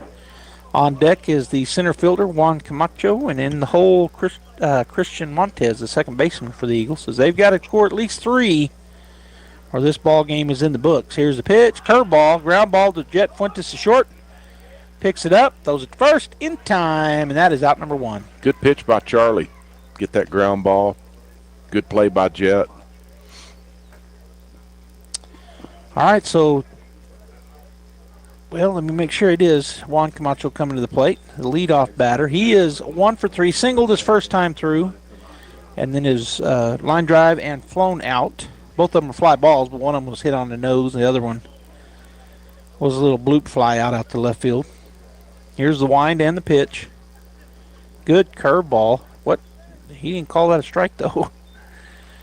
You know, sometimes, and it was, he didn't call strike, so it's not a strike. But sometimes if the catcher doesn't catch it, that can make a difference. It makes a difference, I think, to an umpire. All right, here's the pitch. Good pitch down and in. 2-hopper to Jack. Bounces it over, but a great dig by Dalen. That was a good play by Dalen. Really good play. I don't know if I've ever seen Jack do that. He one-hopped it over there. Normally he just throws it on a rope, which he threw it on a rope, but just it was a hopper. You know, sometimes those major league third basemen, they try to flip it over there, and it's not a good throw instead of getting on. And they've got great arms. They can throw the ball 90 miles an hour across the field. Yeah. I mean. All right, here's Christian Montez down to their final out, high and away for ball 1. Looked like Jack maybe took something off of that and then decided, I better throw it hard. Or something was off on that. Here's the 1-0. Bounces it up there, ball 2. 2-0 to Montez. On deck is Hernandez, and in the hole, Gaston for the Eagles.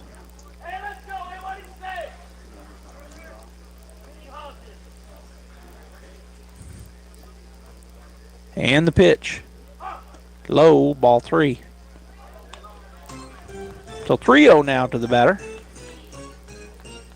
Christian Montez. He's 1 for 3. He's reached on an error, and he has a single. Struck out swinging also. Here's the pitch. That one's going to be called a strike, inside half. So 3-1. Now the counts are down to their final out, Lee, are the Hobbs Eagles here in game 1. They've got to get a 2-out rally going. That pitch is ball.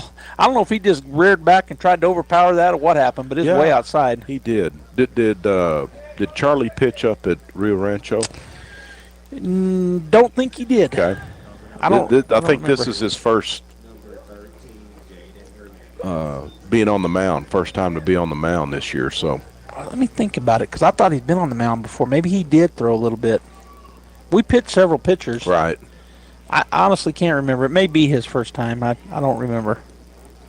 He'll come set, take a peek, out of the plate. Strike called. Good fastball. We've got a fan down there that's helping. That would be one Ryan Hickey. We're going to give him a shout out. Is that Ryan? He's you cannot doubt his enthusiasm. No. And was that Ryan? It is. It was. He's calling. He'll call it from back here. Oh, that pitch hits him hard. Run it in on his shoulder. So hit by pitch puts the tying run at the plate with 2 outs, and we're going to have a coach come out, talk to Charlie. Yeah, not what you wanted to do. There are 2 outs. The good thing about it, there are 2 outs. We kind of got into a bind up there in Rio Rancho. We were playing Academy, and we were up like 6 or 7 to 1, and got 2 outs, and then they scored 3 runs. Right. Kind of got a little shady there for a minute, but the Bulldogs ended up coming through, and then we started off with Cleveland, who was ranked, I think, number 3 or 4 in the state in 5A, and it's kind of just a weird game. I talked about it a while ago when I said that big kid that played first base for him hit a big towering shot, but it was just a kind of weird game because I can't put my finger on it. They beat us 7 to 1, but Right. It didn't feel like 7 to 1. Right. Well, if you don't give up that 3-run home run in the first, it's pretty much a one-run game till about the 6th inning or so. I mean, they're tighter than that 7 to 1. Yeah, it didn't feel like that to me. And then, of course, we played Academy, who was pretty good. They were ranked in the top 5. I think they were 3rd or 4th in 4A. We were 1. Right. And then got beat by Rio Rancho, who was ranked number 2 in 5A, and they beat us on a walk-off single in the bottom of the 7th. All right, here's the pitch, right down the middle. Whatever Coach said worked because he threw that one right down the pipe. Yeah, and I think the hitter Gaston was taken all the way on that. Make him throw a strike? Yeah. He did. 0-1 the count. Campbell comes set. He does look back at second. Now to the plate. Right there. Strike 2 on a swing. He threw that fastball by him. Yeah. 0-2 the count with 2 outs. Doesn't need to get cute right here with anything, does Charlie. I think he comes in with a hard fastball. Look like they're going to go high. He wants it up a little bit. He threw it right down the middle. That's a little bit too. He caught more of the plate than I would have liked him to. Yeah. But it's a good fastball. Yeah, he's behind it was the hitter. Gaston's their number 4 batter. He's their cleanup batter. He's doubled, hit by pitch, and grounded out. He's 1 for 2. Here's the 0-2. Swing and a miss. He got him.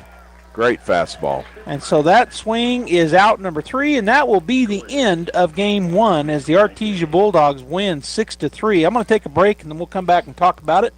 Stay right here. Bulldogs win 6-3 through 6.5. We'll be back. Innovation, service, integrity, and knowledge. J.S. Ward & Son Insurance Agency. Auto and home, life and health, personal and commercial. Bonds too, since 1925, we have the coverage for you. Innovation, service, integrity, and knowledge. J.S. Ward & Son Insurance Agency.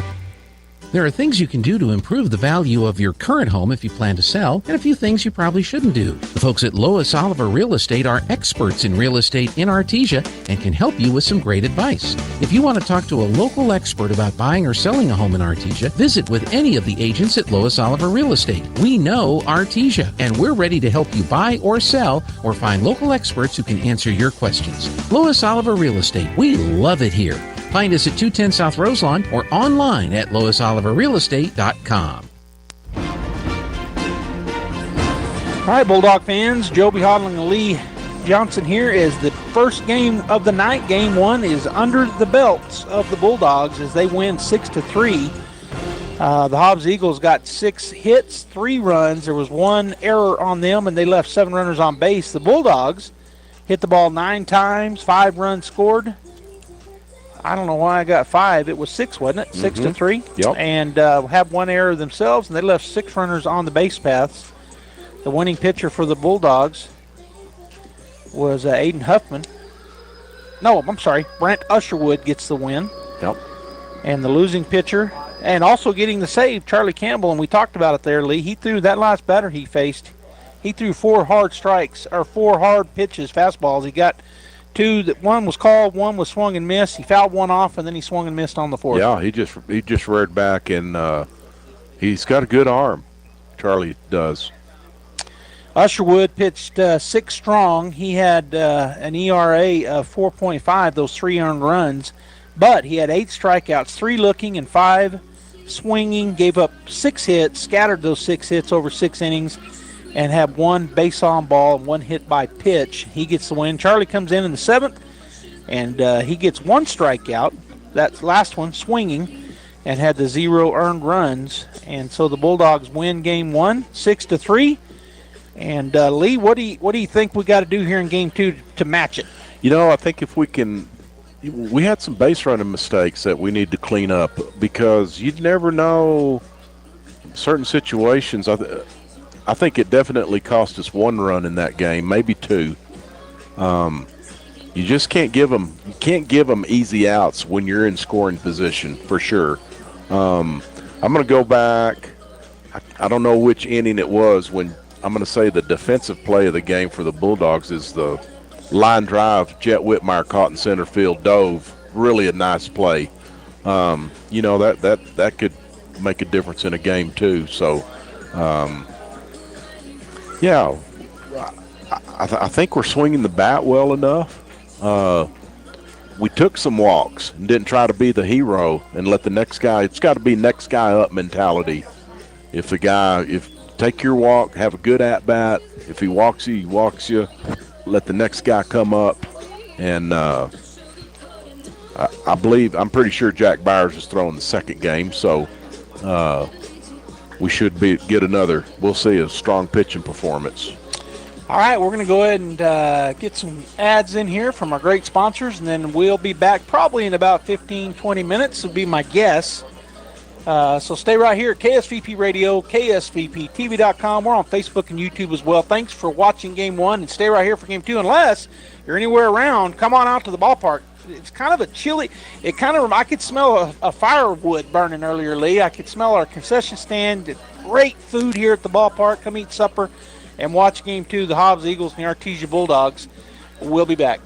The Eastern New Mexico University System is proud to present One Eastern Day, sponsored by J.P. Stone Community Bank on Thursday, May 1st from 4 to 9 p.m. on the campus of Eastern New Mexico University, Roswell. Come join ENMU for a family fun night featuring food trucks, inflatables, info booths, and live music by Roswell's own Grupo Maldad from 7 to 9 p.m. Bring out the whole family May 1st to ENMU Roswell and join us for One Eastern Day. Visit roswell.enmu.edu for more information. Eastern New Mexico University. Student success, that's what we're about. The Artesia Police Department wants to remind you to lock up your vehicles, take your keys with you, and never leave valuables in your vehicle. If you're looking for a rewarding career in law enforcement, the Artesia Police Department is looking for you.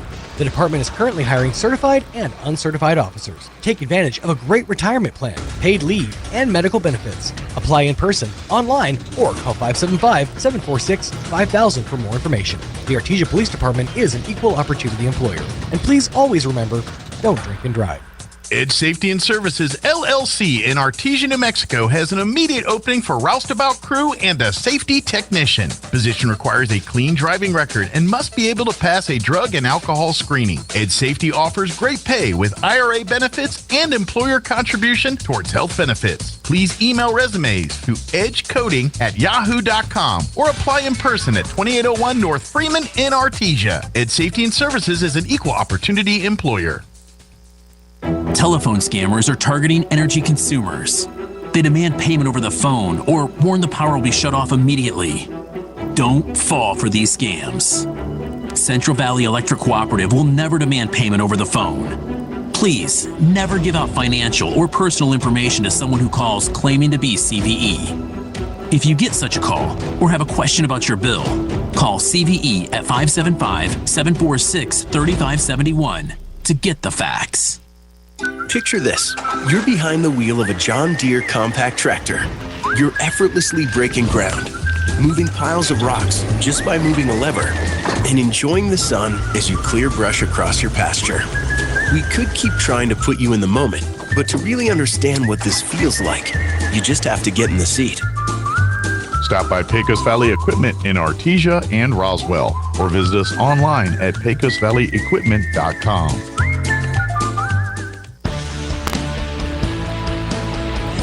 All right, Bulldog fans, just a reminder, we're going to be coming back here in probably 15 or 20 minutes for Game 2, the Hobbs Eagles and the Artesia Bulldogs live here at Brainerd Park.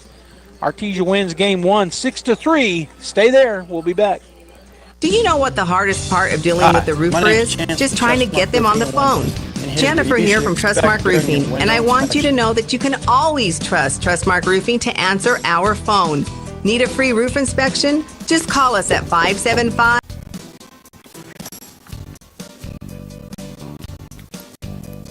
Once I'm in your home, I'm going to be checking for moisture indication, functionality, and any kind of energy efficiency improvements to the inside and outside of your home.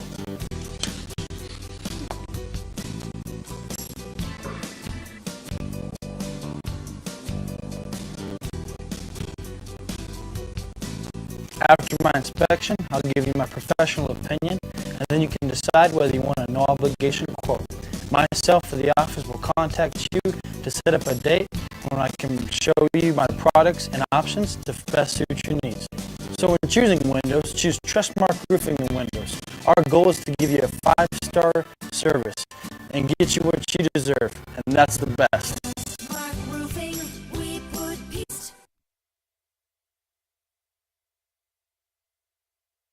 Nurses and therapists for any of your special needs. So why pick a stranger to care for those you love when you can pick your beloved neighbor with over 25 years of experience? J&J Home Care is here for all your home care needs. Call us now at 575-746-2892 or visit us at jjhc.org.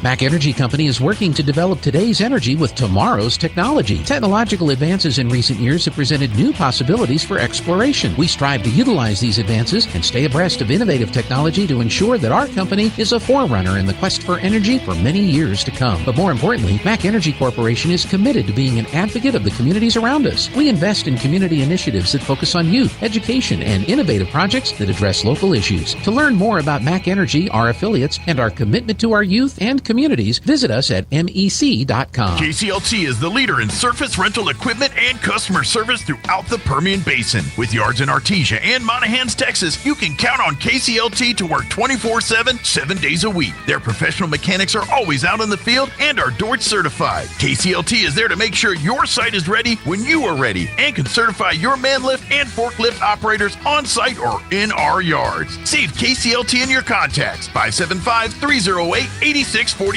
Surface rental equipment all in one place. KCLT, helping you keep America running. Proud supporter of the Artesia Bulldogs. Don't miss the spring showers bargains this week at Fenn's Country Market in Artesia. Select varieties of American Beauty pasta are 4 for $5, and select boxes of Kellogg's breakfast cereals are $4.98 each. In produce, green asparagus is $1.79 a pound, and Roma tomatoes are 2 pounds for $1. In the meat department, family packs of fresh 73% lean ground beef are $3.29 a pound, and family packs of fryer thighs or drumsticks are 99 cents a pound. These are some of the spring shower savings this week at Fenn's Country Market in Artesia. That concludes this presentation of sports on AM 990 at 93.7 FM KSVP and online at ksvptv.com. Sports on KSVP AM and FM and at ksvptv.com is presented by Abo Empire, Amigo Machinery, Artesia Animal Clinic, Artesia Credit Union, Artesia Ford Sales, Artesia General Hospital, Artesia Historical Museum, Artesia Plumbing and Heating, Big O Tires of Carlsbad, Bob Reed Pest Control, Kane Electric Supply, Carlsbad Ford, City of Artesia Police Department, Central Valley Electric Cooperative, Needs Incorporated, Devon Energy, Eddy County DWI, Edge Safety, Eastern New Mexico University Portales, and ENMU Roswell, Faith Baptist Church, Fenn's Country Market, Forest Tire of Artesia and Carlsbad, Guy Chevrolet, H&R Block of Artesia, Hermosa Church of Christ, Hawker & Son, Incredible Printing, J&J Home Care, J.S. Ward, KC Light Tower, KFC, La Fonda, Lois Oliver Real Estate, Los Agaves Restaurant, Mac Energy, Moppin and Brown Dentistry, Nels Floral, Pecos Valley Equipment, Pressure Services, Smile Expressions, Spur Energy Production, K Branch of Artesia, Turpinning & Son, Trustmark Roofing, Western Bank, and Wilbanks LLC. We now return you to your regular scheduled programming. Might stop him from being selected, and yet he wasn't selected anyway. Why? Mostly because he's Jewish and they wanted to get the river to the sea crowd vote. That's why. And so Josh learned that. So the other day he gave $5 million, the most he's ever given, to a Muslim community center. I told you about this. And they had an imam there once who was about as anti-Semitic as it gets. So this is what he's doing. He's whoring himself. I hate that word, but that's what he's doing. He's whoring himself. He's unjewing himself. We have Schumer, the Palestinian, as President Trump calls him. And what does he mean by that? He's unjewing himself. And now we have Shapiro. These Democrats in the Democrat Party, they understand they have to kind of unjew themselves and whore themselves. Fetterman has said more about anti-Semitism. He's been more pro-Israel, more pro the fight Israel's taking to the terrorists than Josh Shapiro, the Jewish American. And no, Fetterman's not Jewish. Go ahead. There should be absolutely no place for anti-Semitism, hatred, bigotry in any form on a college campus or in a community center. A Jewish student, a Muslim student should have the ability to get to class, to learn, to get a fair Whoa. This is what I mean. Are the Muslims... Can somebody send me a story where Muslim students are systematically, some college campus somewhere, being prevented from going to class? I can't find it. Can somebody find me that story and get it to Mr. Producer W? Where are you? Doesn't matter. Just get it to any of us. Post it on my social sites. I'd like to know. Tell me the names of all these Jewish organizations funded by billionaire radical right-wing Jews who are going out and saying, protest against Muslims. Talk about death to the Muslims. Where is this going on? Where are the Jews preventing Muslims from going to class? See what I mean? The guy's a puke. He's a punk. That's what he is. Go ahead. Be treated fairly on campus. And where that's not happening, universities... How about University of Pennsylvania? What the hell did you do about that? It's Trump that withheld, I think, $175 million from them. How much state